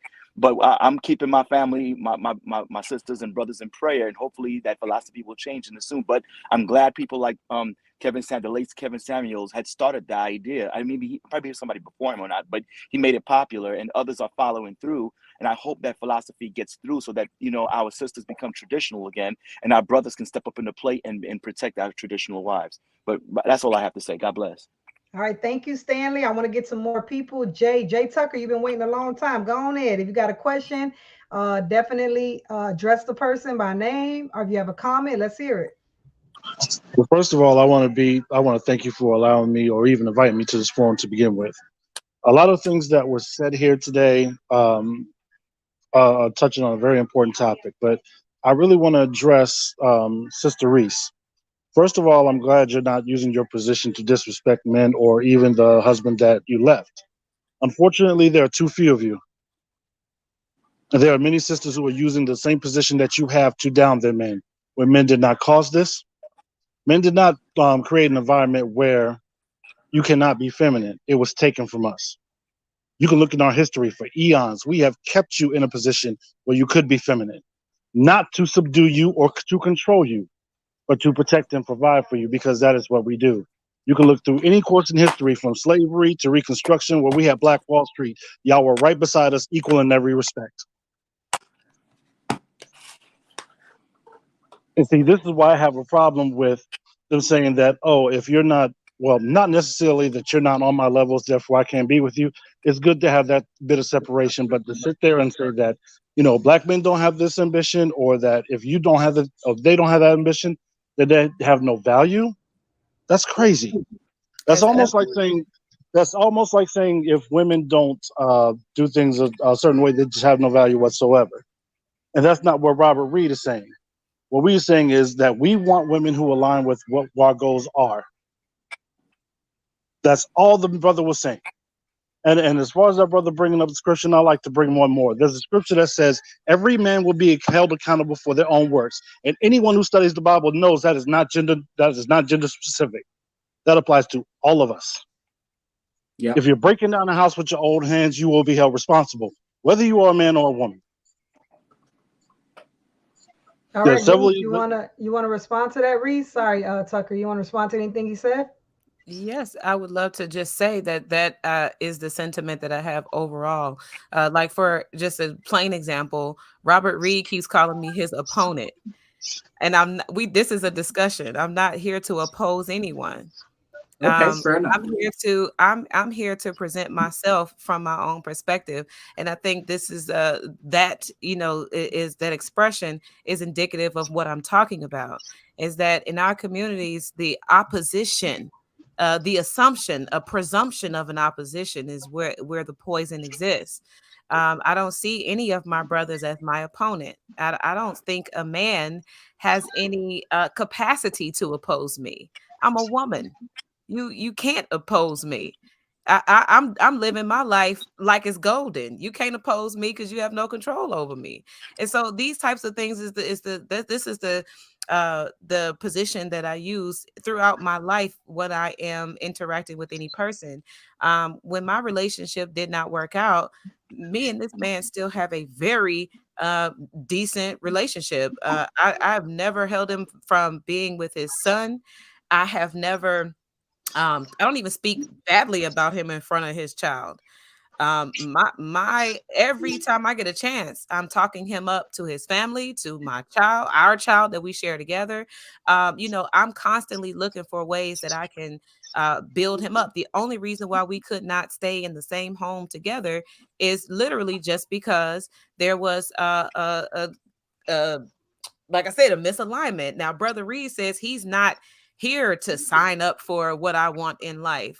And that could be true, but that doesn't mean that I have to stifle myself or stunt my growth because a person that wants to, attach himself to me or me be attached to him, it's just not working for me. I'm not obligated to be in a situation that does not serve my highest good and that of my son. So it's nothing for me to just say, okay, we tried it, we gave it our best. It's no hard feelings. I'm not blaming you. You're not blaming me.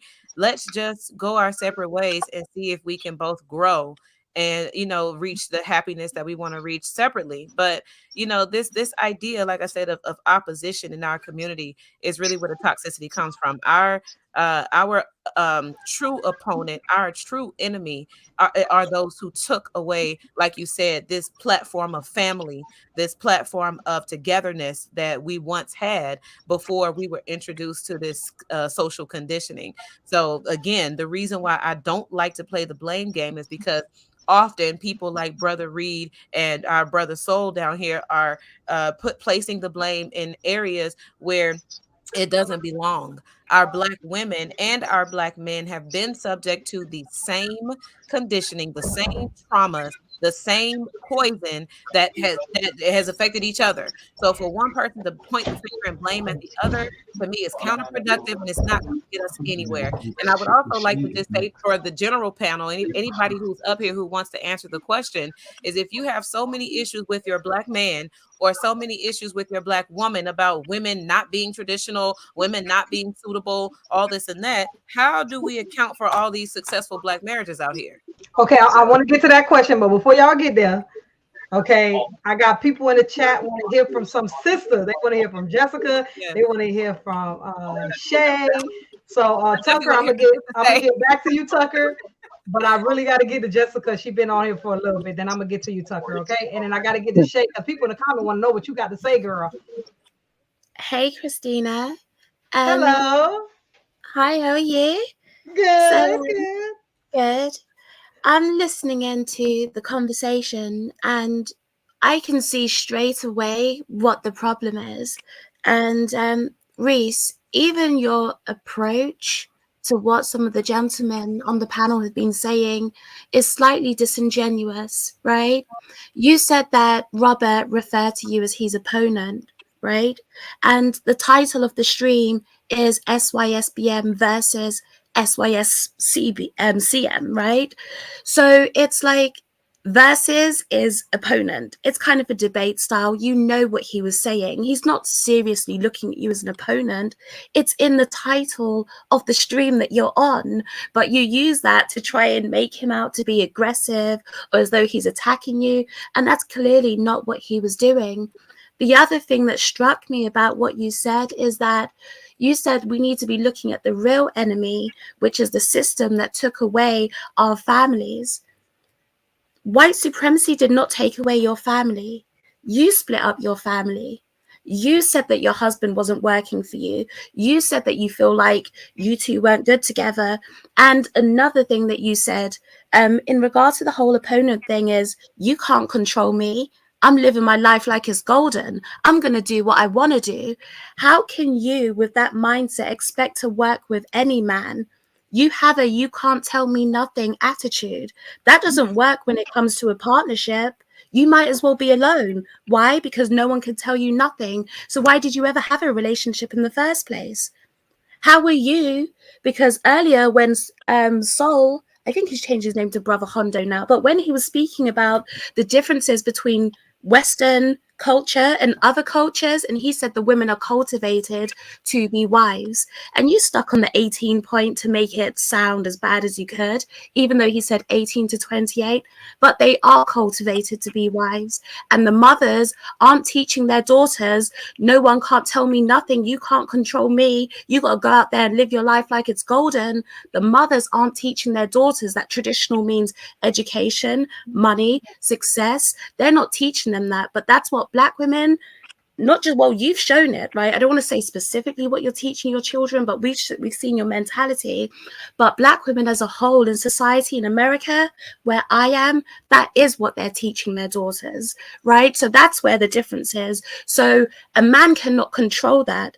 If you say, you can't control me, I'm living my life like it's golden, what can he do? What can he do? So the firstly, let me just say this. Jessica, you have no idea who I am. Okay. So for you to say that I have this you can't control me, I don't want to listen to anybody type You of said that. attitude from one Those were your conversation. words. Let me speak. I work with men all day, every day. I work most of my team members in my partnership and my association as an organization I'm building. Most of my closest partners are men every day. They teach me every day. They instruct me every day. And I have absolutely no problems with following instruction where I see the benefit of those instructions.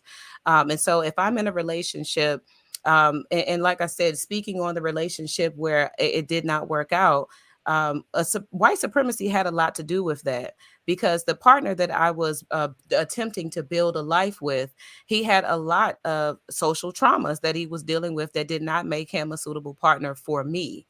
And so in that sense, that would obviously be something that you would not be privy to based on this conversation. And so for you to make all these assertions where you believe that you have me pinned down, you don't.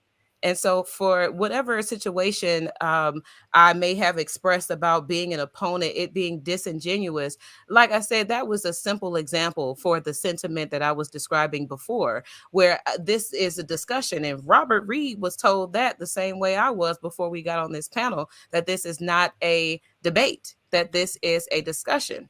He continued on with the language that we are opponents and this and that, and that's the reason why I brought it up. So for you to get on the call and want to assert yourself like you have a prior knowledge of who I am and why I'm here and what I might as well do, it doesn't make any sense to me.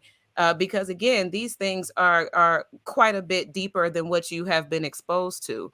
But as far as me being alone, let me respond to I'm gonna let you respond. I'm gonna let you get in one more second. Yeah, let me just Jessica, but respond to just let her everything that finish. she said. Yeah, Yeah, let her finish. she said quite a few things.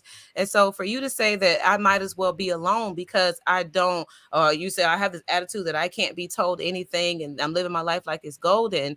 That is my birthright. For me to come to this planet in my own body and for me to have control over myself does not mean that I'm telling everybody around me that I cannot be taught, that I cannot be instructed, that I cannot receive edification just because I say that I am free. Just because I say that I am in control of my own being, that does not mean that I'm unteachable. That does not mean that I am going out here and just being all willy-nilly. My mother taught me to educate myself. My mother taught me to be a leader. My mother taught me to have decency and order in all things. My mother taught me very traditional, what do you call it? Qualities.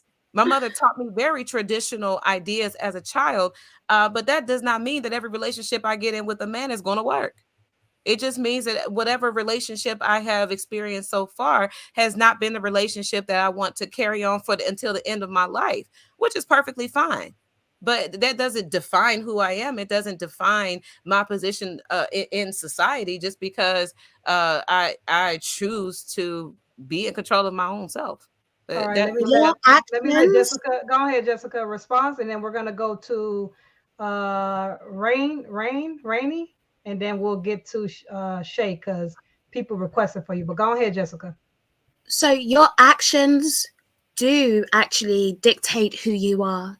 What you say about yourself, and we're only going off your words, do dictate the person that you are. That's who you are. That's how you choose to live your life. Now, you said that your mother taught you to be independent. You said, yes, you just said that. You said your mother taught you to be independent, and that's a traditional value. Anybody is welcome to go back in the stream and you will hear it. You just said it 10 seconds ago. I don't think you're even aware of what you're saying.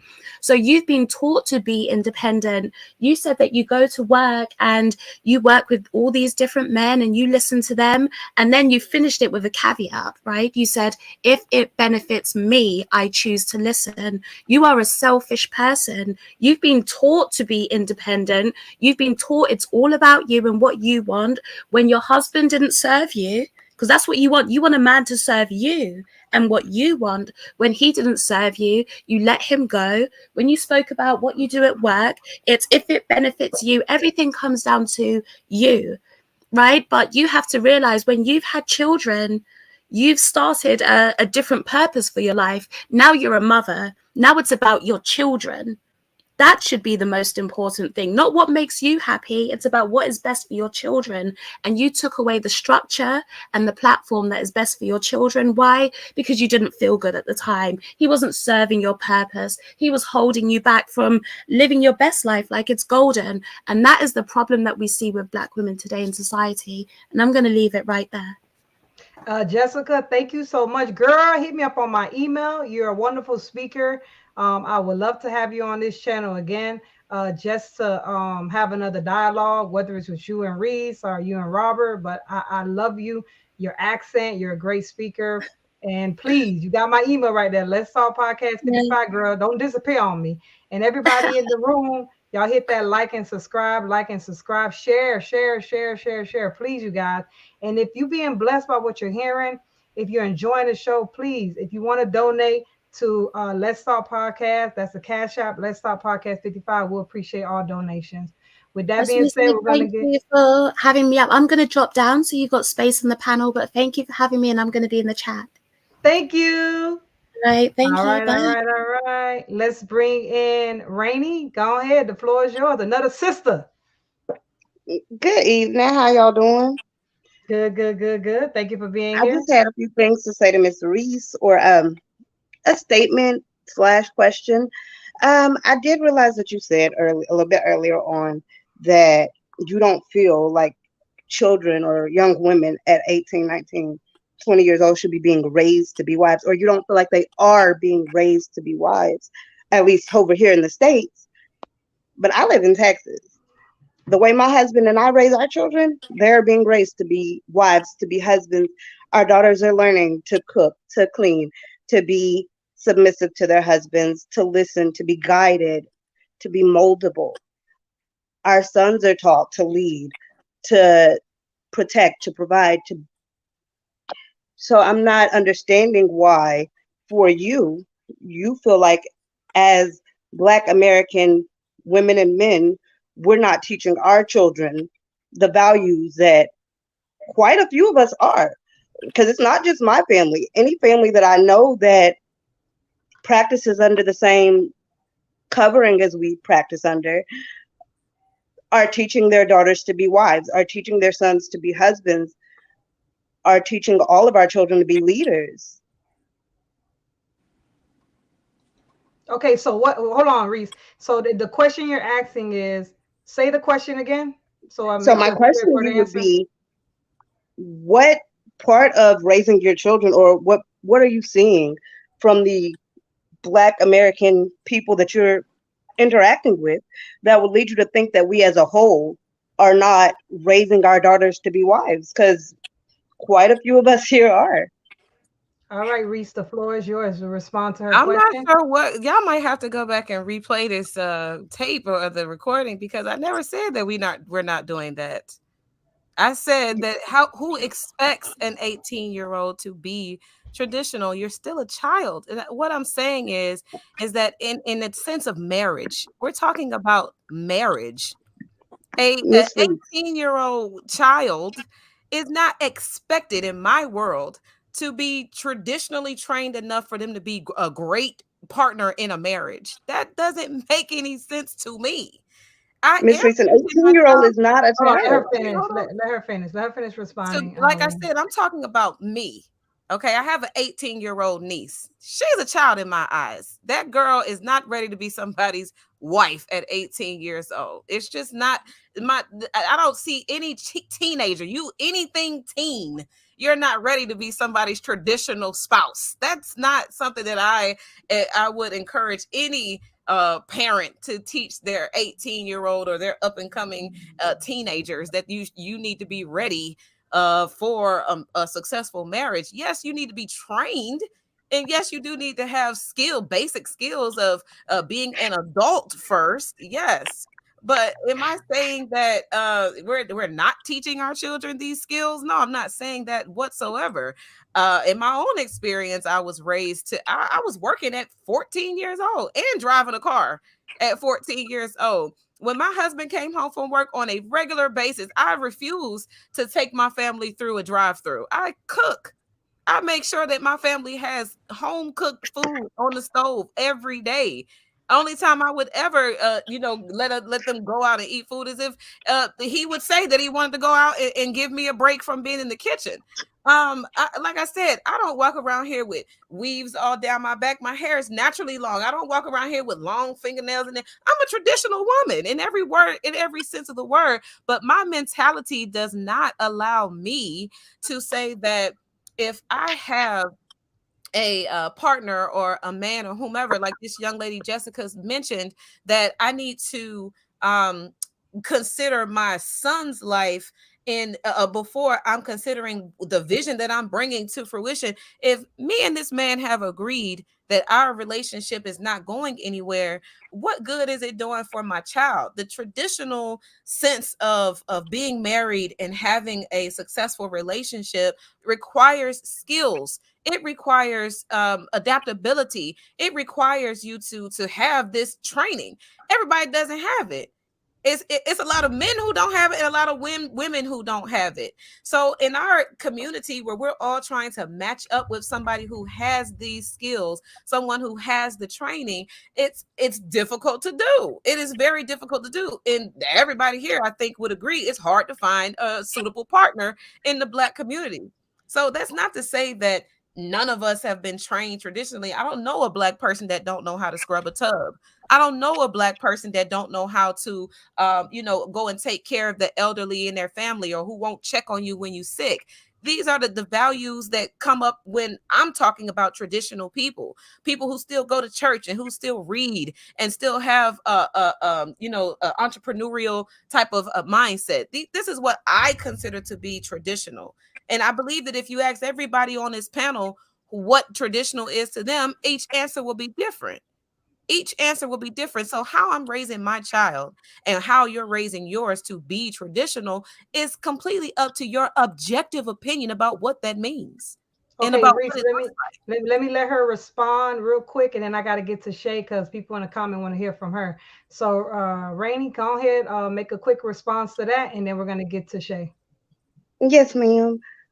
Being traditional, yeah, it's great that you cook, it's great that you clean, but being traditional is more of a mindset than anything.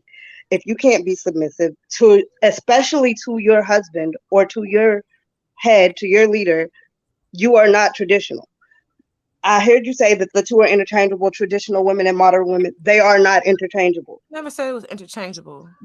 Because yes, you did. You said we can have qualities of both. You cannot. As a traditional woman, you cannot have modern qualities. Because for me, as a traditional woman, I can't put on booty shorts and go out to dinner with the girls and shake my booty and then go home to my husband. Because for one, he's not letting me out the door in itty bitty shorts because he cares about me and he cares about how I represent his household. So I'm not going out my door half naked, even if it's just because it's the weekend and it's girls' night. I'm finna turn up. No, because that's not how I represent myself or my husband in public. Because traditionally, that would not be how our ancestors represent themselves or their husbands in public, especially in public. So I love that you're self-built. I love that you are accomplished. I love that you have your career set. But just because you are successful in your career, that does not make you a traditional woman. Just because you know how to cook and clean, that does not mean you have traditional values. And I understand that in your mind it did, and that's okay. Like you said, everybody is taught things differently. But the way that our men look at it, especially Black men, those are not traditional values because you're going out here and you're half naked dancing around. Even if it was just because it was girls' night. Because I believe you said earlier, me and my girls, we can go out and twerk and the lesbian songs all night, but the next day we gonna be back at work on Monday.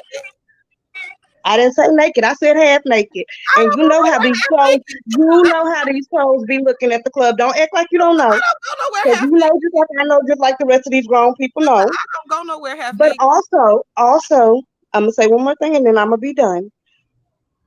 Also, you made a statement earlier about how Brother Reed kept referring to you as a quote unquote opponent, and you didn't feel like this was an opponent situation because you guys were both told beforehand that this was a conversation and not a debate.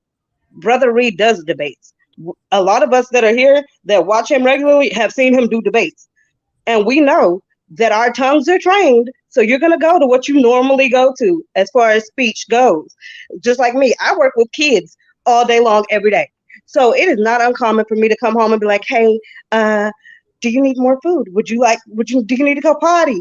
Why? Because I'm used to asking people, do they need to go potty all day long? Because I work with kids all day long. If I see him moving around, I gotta go potty. You better ask me if I gotta go potty. I do. Or if I'm getting ready to go out the door, hey, everybody go potty. We finna leave because I work with kids all day. It's just the way I see. Exactly. And I know it in my head. I know it as soon as it come out my mouth. But them is just my words, because that's what I do all day. So we know that the brother debates. We know that he debates. We've seen him debate. So we know that it's just natural for him to use words like opponent, because that's what he's used to in these situations. But let me get to Sister Shay, because the comments was asking about you, girl. They say you need to bring her up. So go ahead. The floor is yours. Okay, then we're gonna get to Elijah, and then we're gonna end up doing a recap, and then we go close it out. And we'll do it like that. So go ahead, Sister Shay. You gotta unmute your mic. Let me see if it'll let me do it. It won't let me do it. You gotta oh, there you go. The floor is yours. We still don't hear you. Yeah, we can't hear you. Come on, people been asking for you, girl. You gotta get that. Let me pull you down and bring you back up. Let's see if that helps. All right, say something. Now, unmute your mic one more time. Yeah, I can't hear. Unmute your mic. No. See if that works. Yeah, it won't let me unmute you. Try to say something now. Nah, we can't hear you. Oh man, and we really wanted to hear from you. Oh. Okay, let's go to Elijah. Maybe what you could do is this is what you could do, sister. Leave and come back. Sometimes that helps, because sometimes my volume get messed up too. So leave all the way out the chat, then come right back in, and we might be able to hear from you. So Elijah, it's all yours. You've been waiting for a long time. So God, if you got a question, if you got a comment, let us hear it. Mine's is more of a comment. First of all, how you doing, Christina, and to all the people on here, Zadok, brother Hondo, I like everything you said. Reese, Robert Reed, good, and Miss Reese, nice to meet you and everything. Nice to meet you. I've been listening to y'all and everything like that, and I know I had some comments on the chat for a while there, just listening. But first of all, ma'am, I've been listening to you and everything you said. It's just sad that I never heard anything about a father. And to that, I'm very sad to hear that. Whatever the cause may be, whatever happened, that's very sad and everything. But I don't think you're traditional. I think you're a straight feminist. Everything you said is just you're a straight feminist and everything. And that's sad. And I think that's what's killed most, I mean, not with all, just around the world here in America or here in first world countries, because you can't be a feminist in third world countries and stuff like that, or like in India and stuff. Not saying there won't be a few, but for the most part, most outside of America and like Europe and places, people are traditional. I've been around the world myself because I've been in the military. My dad was in the Air Force, so I understand that. But another thing that I see is that what's killed a lot and what's come down to this world, not just with you, but a lot is feminism's killed it. Birth control's killed it. Because it's too many things. Yeah, men have played a part too. Don't get me wrong. Men have played their part and have done, done the wrong. But there has to be accountability also with the women. Because I swear, feminism 101 to me is they want all the perks of a man, all the they want all they want all the benefits of a man, perks of a woman, and accountability of a child. To me, that's feminism 101 and stuff. But to be honest, this world is going the way of the book of Judges. Like everybody's doing what's right in their own eyes, and that's totally wrong. We got to get back to Jesus. I mean, we all do. I know some here may do it, that have Jesus in their hearts and their souls and everything like that. But we need to pray for others. I'm sure going to pray for you, ma'am, and with myself, because I hope you actually get what you need, not get what you want, but I hope that you get what you need. And I mean that from the heart, though. But you are not traditional. You are straight feminist. And that's all I got to say. So thank you, Elijah, for your comments. I'll let you respond shortly, Reese, but I want everybody to see Jessica, because a lot of people were talking about everything she was saying. She has a channel. So you guys, if you're interested in more of what she was talking about, her position and what she was saying, she says the name of her channel is the same as her name. So Jessica X. So if you guys are interested in anything that she's saying, if you guys enjoyed what she had to bring to the platform, make sure you guys go out, find her, look her channel up, and definitely show this sister some support and some love, because that's what we do over here. With that being said, I want to get to Soul and Zadok, but I want to get to Zadok real quick. And Soul, you guys try to keep it short. And then I'm gonna let Rain say one more thing. Try to keep it short, and then we're gonna try to close it out from there. But Zadok, go ahead. The floor is yours. Hey, this was you know what, this was necessary, because at the same time, all males don't see it the same way, let alone females. That's obvious, right? There were two sisters who came on and they saw it different from Reese, and I see this conversation different from brother Hondo and Robert Reed. So I've eaten now, you know that God willing in about an hour my channel goes live. I done switched the topic tonight. So any of y'all who actually interested, this discussion gonna continue on the platform that my sister's growing her platform. My platform is larger. So we gonna have a discussion. And if any of y'all brothers or sisters involved in this one want to come over there and holler, probably be an audience of a few hundred people tapping in. Come talk, because at the end of the day, I'm telling y'all, this sister just got gaslighted for the last damn half hour. The last thing she said to brother Rob was this: hey, well, while we're talking about how much black women might fail at things, why aren't we talking about all the successful black marriages? Do y'all know what that means? That means that she's also saying there's another part of our society that is in accountability mode and that is raising children. And y'all talking to a man who's been with one woman for a quarter of a century, buying homes, building businesses, things of that nature. And I run with a circle of men who have all produced children and are all in marriages. I'm probably out of my main circle of 30. It's only about 6 of them who ain't got wives. And the brothers who ain't got wives look to the brothers who got wives. Me, 24 years married. My brother Judah, 26 years married. My brother Tim, 16 years married. So what I'm saying, my brother Elijah, 22 years married. So what and our wives are in those marriages. We're not potatoes asexually reproducing. So what I want to talk about is this. Let's talk about it if y'all want to talk about it, because sis just got gaslighted. And I can actually tell y'all this. When this woman sit up here and say, hey, I actually am ready to be with a man who actually takes my value and my thoughts and my ambition seriously, y'all know what that is? That's a man who already see her value. She can't make him accept her value. When he see her and get to know her, he'll decide, damn, she got what I'm looking for. And she'll say he got what I'm looking for. For those brothers who just go and find women who just do what they say, more than likely, you're probably teaching a woman something that she may not have. Because some men not looking for a woman who gonna cook. Some men looking for a woman who actually gonna help probably build generational wealth. While some men are just looking to produce children. And some men have paramours and all that for that. So all I'm gonna say is this, man. Let's have a discussion, because this ain't a one-way thing. And I ain't talking out of sympathy. I'm talking from empathy, because I'm experienced. And I'm gonna say this last thing. Salute to the Kevin Samuels, who actually got a lot of this stuff talked about in the last 5 years.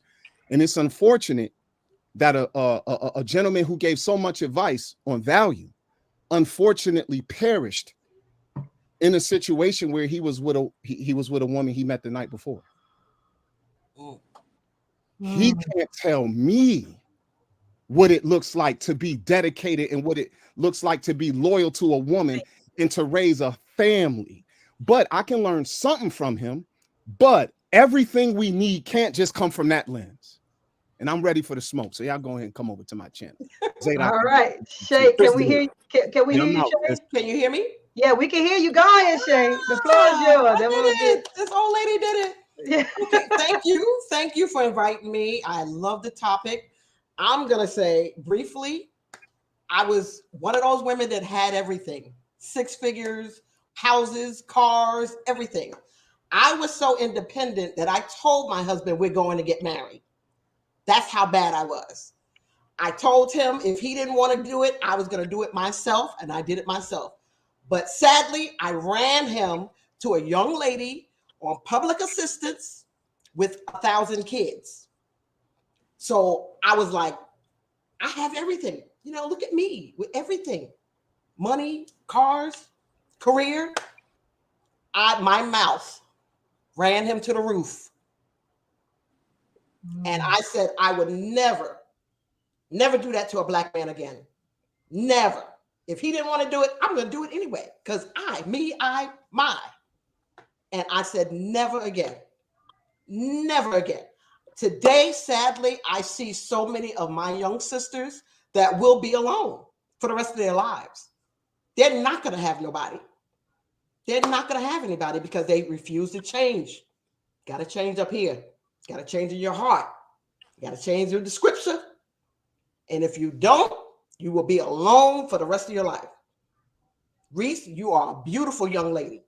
Beautiful. Thank you. Get it, but tone it down. We have to let them lead, even though we lead. You understand what I'm saying? Oh, yeah. Let them lead. And may I? Sure. Okay.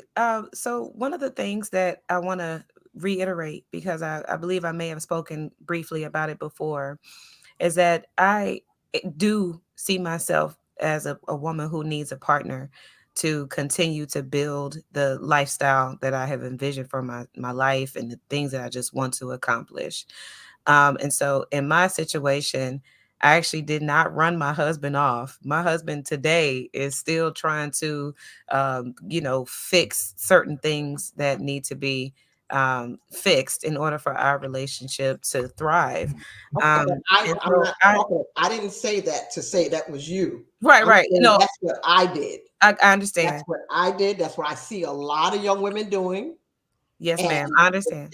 The thing is, I had to change. Once he was gone, left me with my homes and everything to a girl in the projects. Now, I'm not downing nobody in the projects or on public assistance. Don't get me wrong, because I was there, food stamps and everything. Mm-hmm. But I was like lost. I was like, you're gonna leave me for somebody that don't even speak well? You know, it really got to me. I had a nervous breakdown, and I had to go to therapy to see what I did. And once I started looking at me and my faults, then I started changing. Plus, I got into the Word of God. That helped me change tremendously. I got into the Word of God and I understood my role. I didn't have that role. I saw my mother lead, my father. I was in a church where the pastor was a female, which was out of order. And I ended up working in the prison system as an officer over thousands of men. And I can literally say that I was Jezebel in the works. I see a lot of young women wanting to do their thing, but they're going to get old like me and say, wow, what happened? What happened? Now I attract teenagers. I was like, no, I'm not taking care of no kid. You're not going to live off my wealth. So I'd rather be alone with the Most High. And that's the way it's going to be until that's it. You know, but I'm not getting on you. Don't think nobody is getting on you. But to be a good listener, you have to be a good listener. We do. We don't listen to each other. We think we're judging. Oh, you're judging me. You're pointing. No. Everybody on this panel loves you. And I tell you, I saw myself in you. I said, that's a young me. Oh. And then I said, okay, I have to change. And I did. And I just love building my generational wealth for my grandchildren. And I'm teaching my granddaughters. No, you're not supposed to find him. He's supposed to find you. Correct. I agree. I fully agree. I just wanted to finish my sentiment because, like I said, in my situation personally, because I'm listening to how you're describing your personal situation and sort of saying that you see yourself in me. I did. But the thing that I am trying to express here is that I do not have an independent woman approach to relationships. I typically have a partnership approach to relationships. And you so say me and I, me, I, what I want, me, I, that's independent. That's what you want. Instead of what I'm not sure what you mean. Okay, when I hear people say me, I want, yes, what does your mate want? What does your mate want? And if he's in line with you, he's gonna make sure you get that. If he loves you and wants you to be the best, he's gonna make sure he gonna push you to that. But for me, I told mine something so simple as changing a light bulb. He took too long for me. And I degraded him. And then I said, I had to wonder what in me made him, me talk to this man like that. I saw my mother do it. I saw my pastor, the female pastor, which I did repent. Father, forgive me. I saw her talk down to the men in the church. And then I was talking over the male prisoners like they were beneath me. So sadly, I know some women will take this and heed the knowledge, wisdom from this old lady. And then some are going to say, I. Anyway, so that's all I wanted to say. I don't I'm listening. I just want to finish what I'm trying to say because I hear you, and all I'm trying to. But you're gonna get back to me and I. Well, I gotta be able to finish. Okay. All right. So let her. That's what let her finish. Go ahead, Reese. The floor is yours. Like I said, in the situation for me, because I can only speak for myself, I've never approached a relationship without bringing something to offer to that partnership as a partner. So for me, I can't identify with being the instructor or the person who is in charge of a relationship because I typically will open the floor and for at the very basic level, what did not work out with my spouse and I was the simple fact that anytime I opened the floor and I would look for some consideration, mutual consideration, my spouse he didn't know himself well enough to present himself to be accounted for in the relationship. He didn't necessarily have any guidance or direction or anything to input. And the reason why I said we still maintain our friendship and I don't speak down about him or blame him for anything like that is because I realize in his life journey, he has not done enough self exploration to get to that point. I could not blame him for it. I did not blame him for it. It just simply wasn't something that I could maintain a relationship. We were not equally yoked. And so, again, this independence is not something that I've operated from. I have not operated, me personally, from a position of being independent or like I have to, lead and guide and instruct. Actually, what I did was I gave an opportunity and and just for me to give you a very clear example of how this looked in real life, if something were happening, we had a challenge that we had to face as a couple, as a partnership, I would quiet myself. I would, wait to see where my husband is going to take us. Where is he going to step in? Where is he going to speak? Where is he going to take action? And most of the time, 80 to 90% of the time, that brother did not do those things. It was left up to me. And this is the reason why I say we were unequally yoked, because I didn't know. Okay, if it, let's just say, for example, and you could probably, I'm just going to throw an example out there. Let's just say we can't pay our rent and we're about to get thrown out of our house. And this didn't actually happen to us, but it's just the hypothetical example. And then I say, this is a dire situation, husband. I need you to figure this out. You're a leader. You're the guy that's supposed to be providing. I need to submit. I need to not say anything, do anything. I'm going to let you take care of it.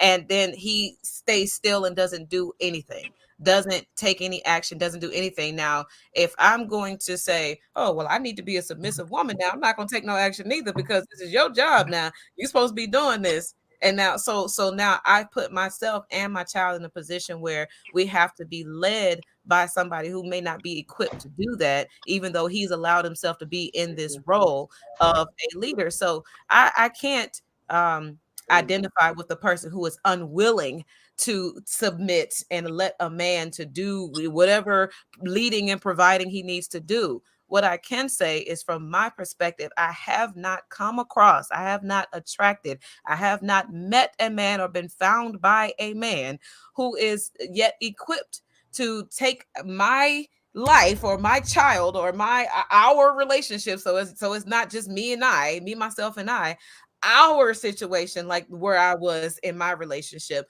to from point A to point B, where we have come together, sat down. This is a real life example. I would sit with my husband and ask him, can we do a budget? Because we need to, have some financial stability. We need to take vacations. We need to save for retirement. We need to do this, that, and the third. my husband's supposed to be my leader now. He tells me we not broke. So I'm not sitting down doing no budget with you. And I'm like, what? So what am I supposed to do?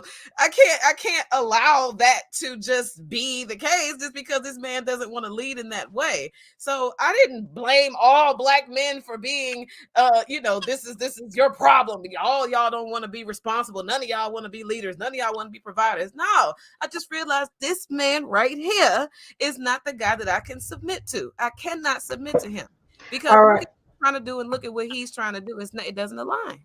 All right. So this is what I want to do, right? I didn't want to end it with either speaker. I wanted to end it with the people, what the people got to say. So I'm gonna let Soul and I'm gonna let Rain go, and even let Shay come back up. But I want to let Robert Reed get in here because he has been quiet for a long time. So Robert Reed, I need you to come on in here, and I need you to lay it all bare. Share all your information. Then Reese, I'm gonna let you share your information, and I'm gonna let the people finish up. I'm gonna give y'all the people. Y'all got like 2 minutes. I'm gonna mute y'all. I'm letting y'all know now. But Reed, I'm gonna give you the time you need to address everything that has been going on so far. Okay, no problem. I'm gonna put on just so let's see here. Should be okay. Can you hear me okay? Yeah, you sound good. Is that all right? Yep. Okay, fantastic. Okay, I just wanted to address a couple things. I can't address everything that I want. One of the things, okay, I'll address real quick. One of the things Doc did, he said I was trying to avoid the question that he asked about the scriptures. I vaguely remember what this was, and then I went to go look for it. I could that scripture, that great. You don't have to right now, but if you can give me that scripture, I'll go back to it so that I can pull context of it. Two, I did respond to it, and my response to it was that you just removing the blame. You're moving the blame from the women and children and stuff like that. And I followed up and answered it with, in Proverbs, the foolish woman tears down her house with her bare hands. And then I cited the divorce statistics. Okay, that's what they're doing. They're tearing down their house with their own bare hands. So you want to remove accountability. Now, addressing the whole opponent debate and all that. It is true. I do debate, but I'm not quote unquote debating her. It's just that there's two positions in this discussion. There's SYSBM and SYCBM. I am on one side of this discussion, and she is on the other side of this discussion. She is an opponent. We have two opposing views, which is why we are opponents. So I'm not attacking her. I'm attacking the position. I'm not doing any ad hominem arguments whatsoever on that. Now, dealing with some of the things she said, if you notice, if anybody play this back, there's at no point was she accountable for anything. At no point. It's either somebody else's fault. She blamed the breakup with white supremacy or something like that, or we shouldn't be blaming anybody. We shouldn't be, saying this and saying that and all that. It's just a blame game. We're not getting anywhere. That's just another tactic of not wanting to be held accountable for anything. Now, anyone who's been listening, they know what traditional and modern is. And she didn't say anything that was traditional except the one time when she said, oh, no, she'll cook. And, unless her husband say we'll go somewhere else. But nothing else she said was traditional. Nothing else. Just go back and listen, okay? And that's the thing. Part of the program, and again, their own definitions. Oh, this is my definition of traditional, and we all got different definitions of traditional and all this other stuff, right? It's just, look. I'll go ahead and I'll point out a couple of the differences. Some of the differences would be a traditional woman wants a husband. A modern woman, by her own words, want partners and benefactors and stuff like that. Okay. Traditional woman wants a family. Okay. A modern woman wants children and child support. I am not talking about Reese. I'm not talking about Reese. Modern woman wants children and child support. Oh, Brother Reed, you can't say that. What does the numbers say? What do we see out there? Okay, in the Black family, we see single mothers and some get child support. That's what we see. Okay, if we pay attention, in relationships, the traditional woman wants marriage. The modern woman wants weddings. I mean, you have Tia Mowry and what? She graduated for her divorce. that sort of thing. So I'm tired of us pretending like we don't see these things, and I don't like the fact that one, she Reese, I won't say opponent, Reese said, okay, the one thing that I right there, if somebody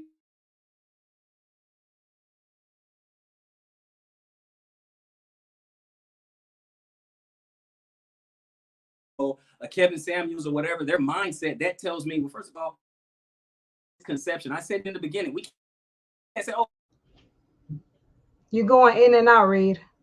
You're going in and out. Still hear me? Reed, yeah, you're breaking up. Speak now. Okay. How about you're now? good now? We're good? Yep, you're good now. Okay. So what he unlocked, and then again, they want to go to ad hominem. Oh yeah, but he was with a woman that or whatever. Okay, so it's like someone has to be walking perfect before anyone can tell anyone anything else. That is just ridiculous. That means we can't tell our children anything because we messed up and we made some bad decisions and stuff. That means we can't tell them anything because we're not perfect. So stop it. Okay, so one, they want to discount that. Then they want to discount, the data. And so I'm like, this is ridiculous. So all we doing is just sitting back and we're just going to argue our own personal experience. Well, from my experience in my circle, I didn't do that. This discussion. I didn't do that because I can't argue your personal experience. I wasn't there and I don't know. You can't argue my personal experience. I can say anything. So that's why I go to generalities, because everybody want to villainize, demonize, general statements. So let's just throw out the statistics class altogether. Okay. And then throw out, and I think it's a weak and beggarly argument to be like, well, if I didn't take the poll, then it doesn't count. Sorry, I'm going at, Zadok and all that other stuff. It's just that I hadn't spoken in a long time. So I'm trying to address everything that we've been through. Of course, so, yeah. And we're giving you the time. So don't feel like you're being rushed because you have been quiet for a while. Everybody know that. So go ahead, do your thing. And I appreciate it. I appreciate that. So that is one of traditionals, the differences between traditional women and modern women. There are a lot more differences, and everyone can hear like everything she said. Nothing she said was traditional, and it went back to success and money and education and my circles and six-figure incomes and all this other stuff. That has nothing to do with traditional. Then I also know she leaned on Brother Hondo. When he said 18 to 28, nobody touched 28, nobody touched 27, nobody touched 26, 25, none, they all stayed on 18. That's just young, and that just seems more shaming. I hope everyone has been catching this the entire time. A bunch of sign language, a bunch of signal language, a bunch of that. Well, I don't know. Somebody's 18, this and that, and then, like you said, from his experience, I can say from my experience, and I haven't been doing a whole lot of that. But I'll take it at this point. I've been out of the country, and yeah, they are raised a certain way. They are raised to be traditional. Guess what? They didn't hear. In our Black community, you hear, "Oh, men ain't this, men ain't sugar, honey, iced tea. Don't depend on the man. Go get your education. Go and get your job or whatever. And make this money. Do for yourself." That's the narrative that the Black community has gotten. That's what they've been hearing. Our daughters. That's what they've been hearing. And when I said, and you can't say that about men, you can't say, "Oh, well, they're not held accountable." We were held accountable for the past 60 years. What is mass incarceration? Is that more Black women or is that Black men? You mean to tell me a people who is less than 15% of the population make up 70% of the prison system, sit up there doing 70% of the crimes? So Black men have always been held accountable. We have to wear the L of being deadbeat dads. We have to wear that L. We're nobody. What about on television shows? How many positive Black fathers that is depicted in television, in movies and television shows? In the 70s, I'll give you James Evans Jr. Or in the 80s, I'll give you Bill Cosby. Okay? In the 90s, I'll give you Uncle Phil. What else you got? So we've been taking L's, and I'm just getting tired of it. That's all we try to do is just blur the lines. Well, anytime we try to hold our own women accountable, it's going to be, but the men. And then the blurring the lines, the trying to just slide the accountability out of the way, period. Trying to redefine everything, redefine what traditional is, redefine what leadership is, redefine what accountability is, redefining every doggone thing. That's why we can't get anywhere. And that's why I say there is no save the Black community as in staying here. Because everyone can find some anecdotal. I'm married. I have traditional. Okay, and it's American. I have traditional women in America. I have that in America. Okay, I have that. But just like Brother Hondo said, it is few and far between. It's very, very rare. So again, why, if you're going to go fishing in this pond and everything you catch, you need to throw back because it doesn't fit your criteria? Their only advice that, again, like I'm assuming Brother Zadok and I'm assuming Reese is just go to the other side of the pond or whatever. And you say, oh, well, don't deal with somebody who don't match up and fit your criteria. That's exactly what people are doing. That's exactly what the men are doing. Leaving, saying, you know what? Let me go somewhere else. I'm gone. Let me go somewhere else.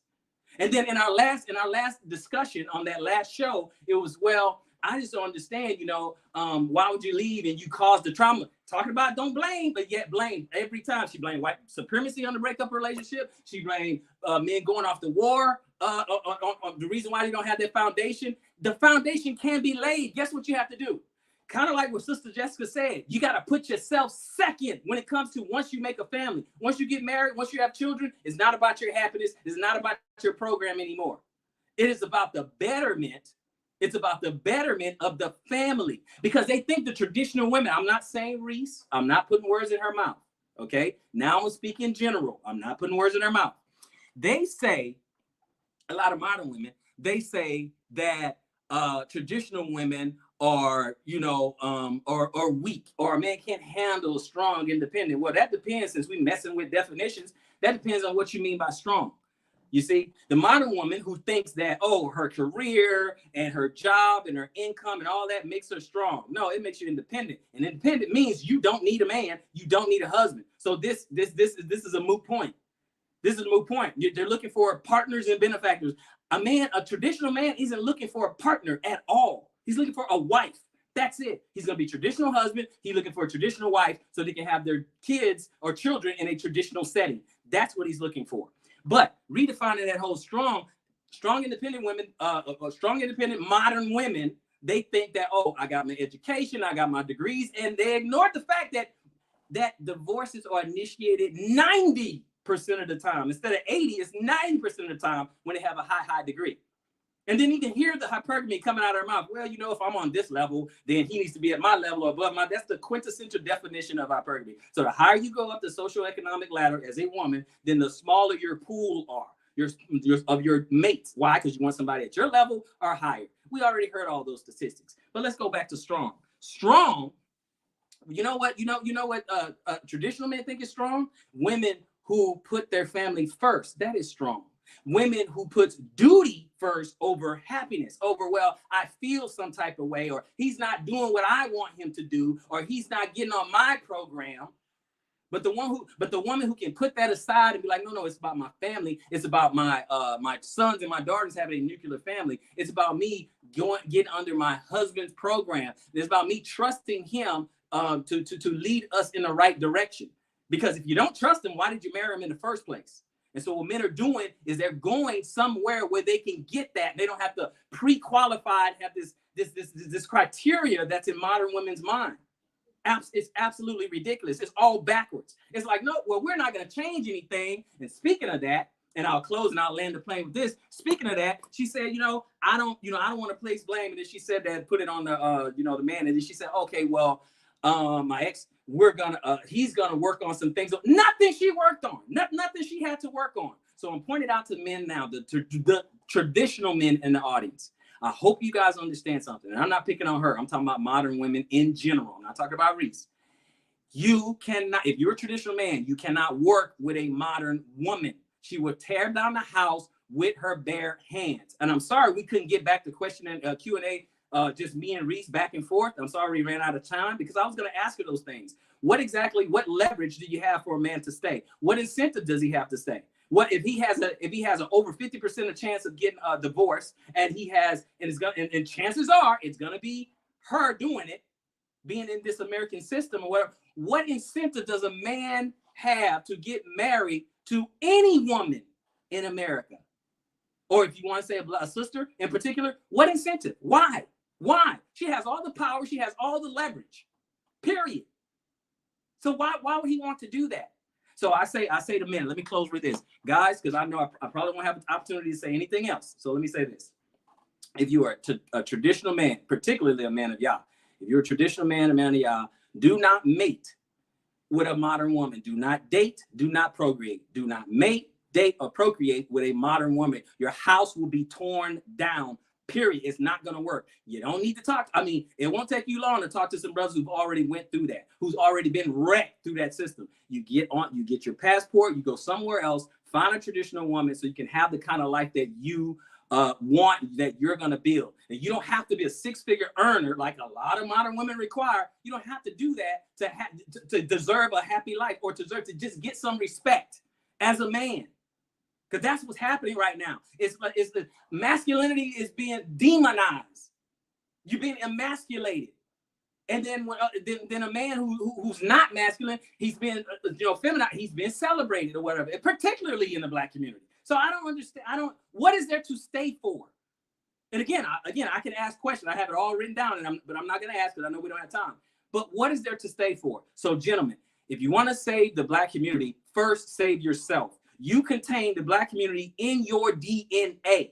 What leverage do they have? And so any modern woman who want to get upset about that or whatever, and they say, "Oh, I'm strong, I'm independent, I don't need a man." By the way, foreign women don't live by that programming. I'm strong, I don't want no man, I don't need no man, I can do it all by myself and all that. Foreign women, they don't have that programming. So you don't have that. So any modern women, again, not talking to Reese, any modern women that has a problem with that, yeah, you're right. You're strong, you're independent, and just by that definition alone, you don't need a man because it takes cooperation and assimilation. You don't need a man. And on that token, you say hi to Jon Snow at the watch on your way to the wall. And that's it. And I rest.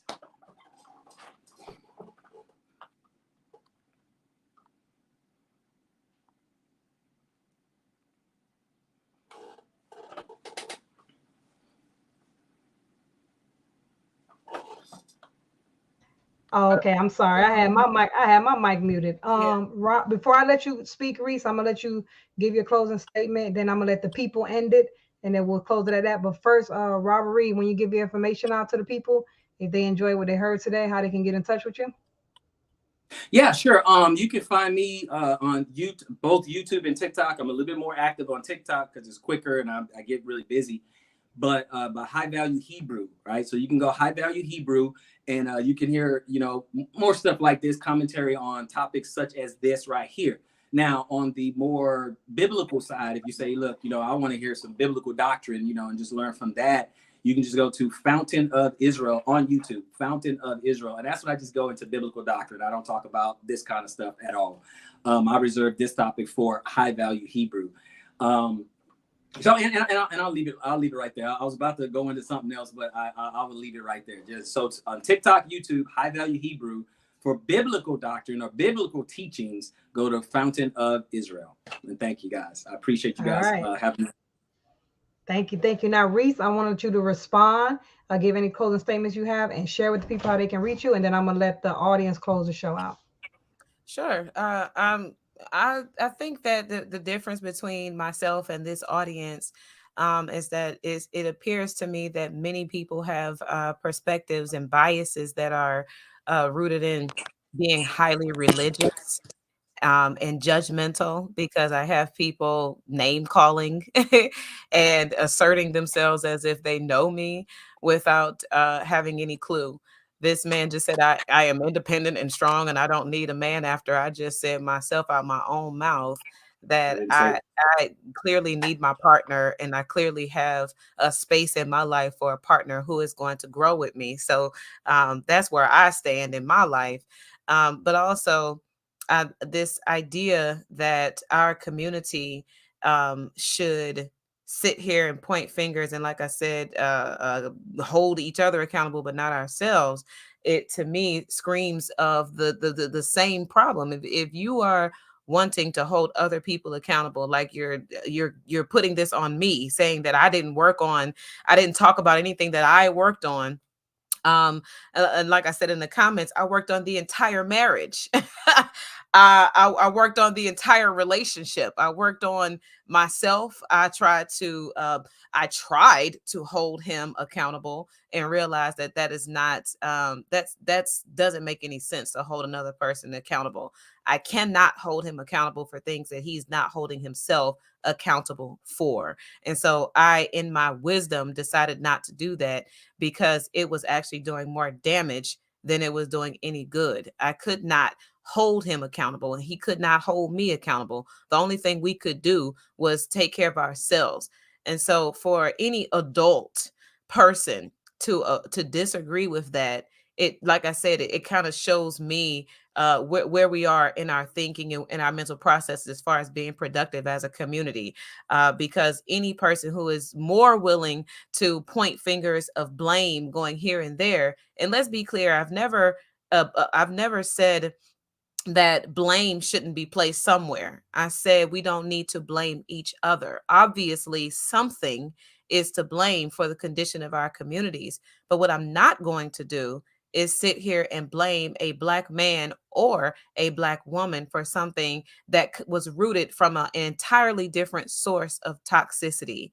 So for me, if that makes me a feminist, if that makes me strong and independent, if that makes me non-submissive, whatever it makes me, so be it, because that's my position and that's where I stand firmly, is that we have a common enemy that we need to direct all this accountability towards. It should not be a blame game going back and forth between both parties who have both been under the same conditions, coming from oppression and poverty and lack of education or miseducation that has affected our community, both men, women, and children. So, regardless of how our personal relationships have been panning out, what is obviously clear is that our people have been afflicted by something that is completely coming from outside of our communities. And that is where we need to start focusing our attention. Is that regardless of what, like I said, for example,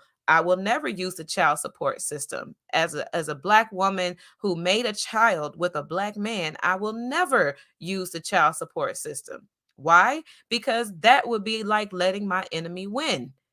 If your design is to tear me and this man apart, I'm not going to help you to do that. I'm going to uplift him. I'm going to support him. I'm going to let him know it's okay that our relationship didn't work out. I'm not blaming you. What I'm going to say is that I hope that you grow. I hope that you choose to take the path of self-discovery, and that you maybe you'll meet me down the road sometime. I don't know, but for right now, where we're going in our life is not working.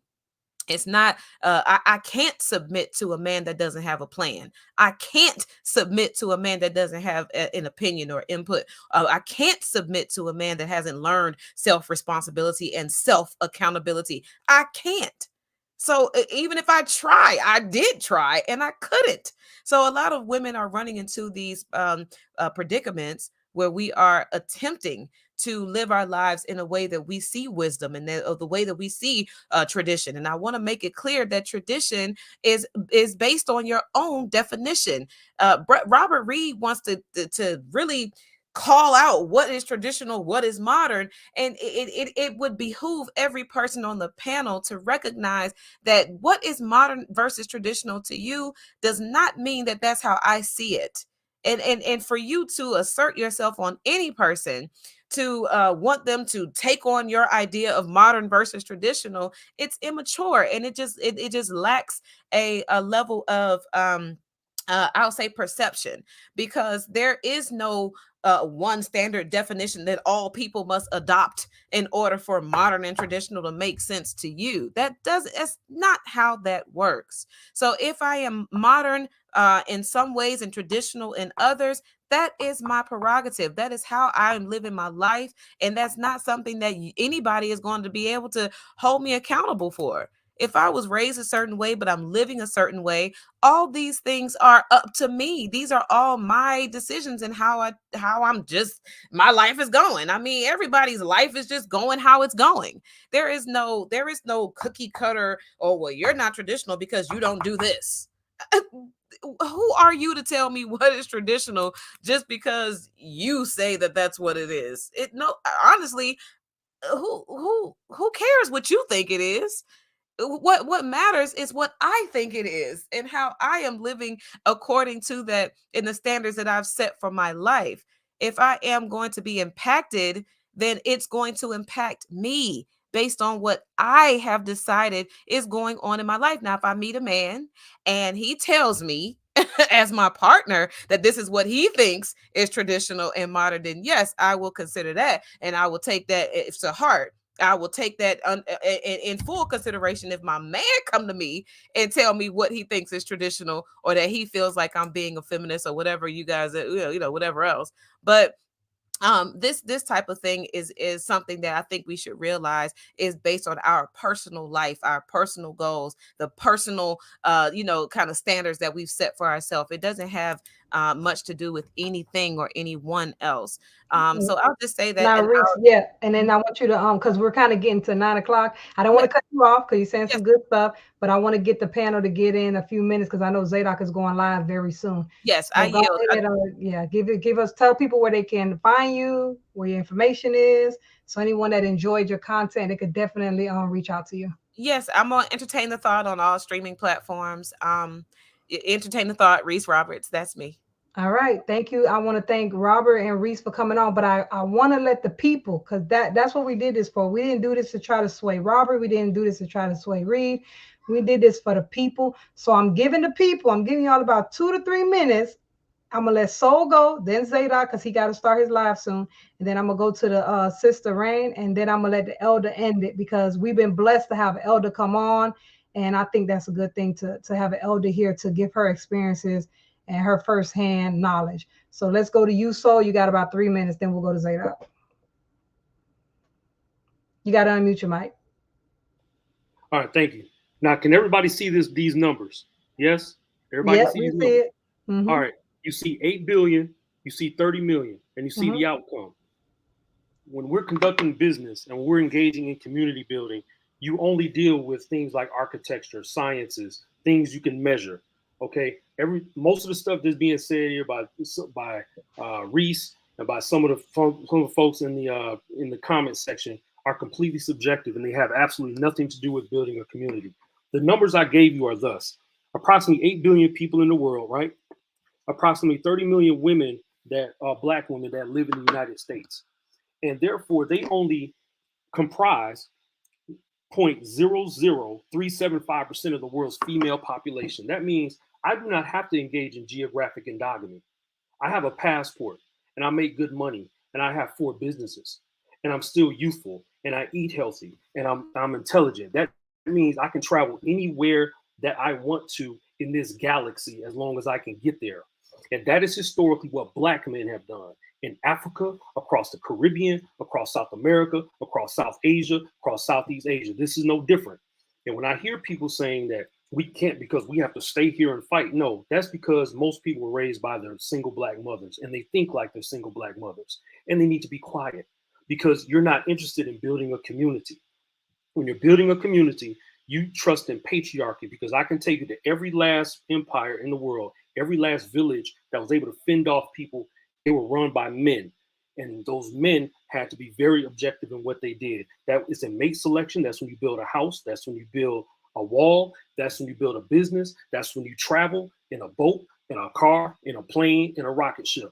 Everything is objective. That's how you build things. And if you all believe something else that I'm not saying, if you disagree, show me any type of community where you could go in with the women talking all the time about feelings and non-judgmentalism and we don't want to be judged. You show me what inventions they have.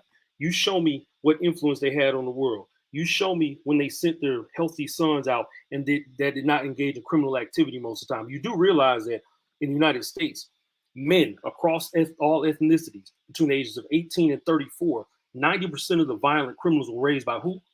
Single mothers. That stat is the same for Black America. So we don't want to hear it. Black women only make up approximately 8% of the United States population. And guess what? Y'all over here talking. See, I go by numbers. Okay, I'm in cybersecurity. I go by numbers. I don't do all this. Oh well, this is what I think and what Mama said. And I might hurt the black woman's feelings. Nobody cares. I'm out here building things that require structure, and that requires science, and that requires objectivity. So, if anybody wants to know what we're supposed to do and why we travel, is because we are objective. Though the United States only holds 4% of the world's population. Only 4% of the world's population. We have to stay here when there are women overseas. You see how much success we're achieving overseas. I'm about to start 3 businesses with my women overseas. So no black woman here would start a business with me. I've been trying for 20 years. Nobody do it. You're too controlling. Yeah, but I got some money and I got successful businesses. I'm going to control stuff. I'm going to be controlling. So that's the fact. We only have to deal with facts in order to build a community. That's all I wanted to say. I want y'all to screenshot this number. I want y'all to screenshot that 8 billion in the world, approximately 30 million black women, 0.00375% of the world's female population. I want you to do the numbers. And I want you to get a passport, brothers. And I want you to go do what you want to do. Thank you. Zadok, the floor is yours. You got 3 minutes. I know you got to go live soon. Y'all make sure y'all check out Zadok. He got a whole class he done changed out just for this topic. So y'all definitely got to go to his channel. I hit the link in there. So Zadok, the floor is yours. You got 3 minutes to close it out. I don't know. Is he still there? Zadok, can you hear us? You want to unmute your mic? If not, we're going to go to, all right, let's go to Rainy. I don't know if I'm saying it right. We're going to give you a chance to speak. Are you in there? Can y'all hear me? So then it's just them two. So Rainy, you're not there. Zadok, you're not there? All right. So then we're just going to close it out with the elder then, because I don't see either one of them responding. All right, elder. So go ahead. The floor is yours. Well, thank you for this opportunity. I see some beautiful people in front of me in this, and I speak wealth, prosperity, and great health over your lives. You go anywhere you want to in this world. I found a lot of people that stayed like in their community, their thinking is totally ignorant. I'm like, do you go across the state line ever? And they don't. So that being said, keep looking forward. Don't look back. There always going to be some that like to wander in the wilderness. So let them keep on wandering while you do your thing. You do your thing, Mr. Reed. Christina, you do yours. And Brother Hondo, you do yours. With that being said, you have a great evening. And make sure you like and subscribe and come back now. Don't make this a one-time trip, okay?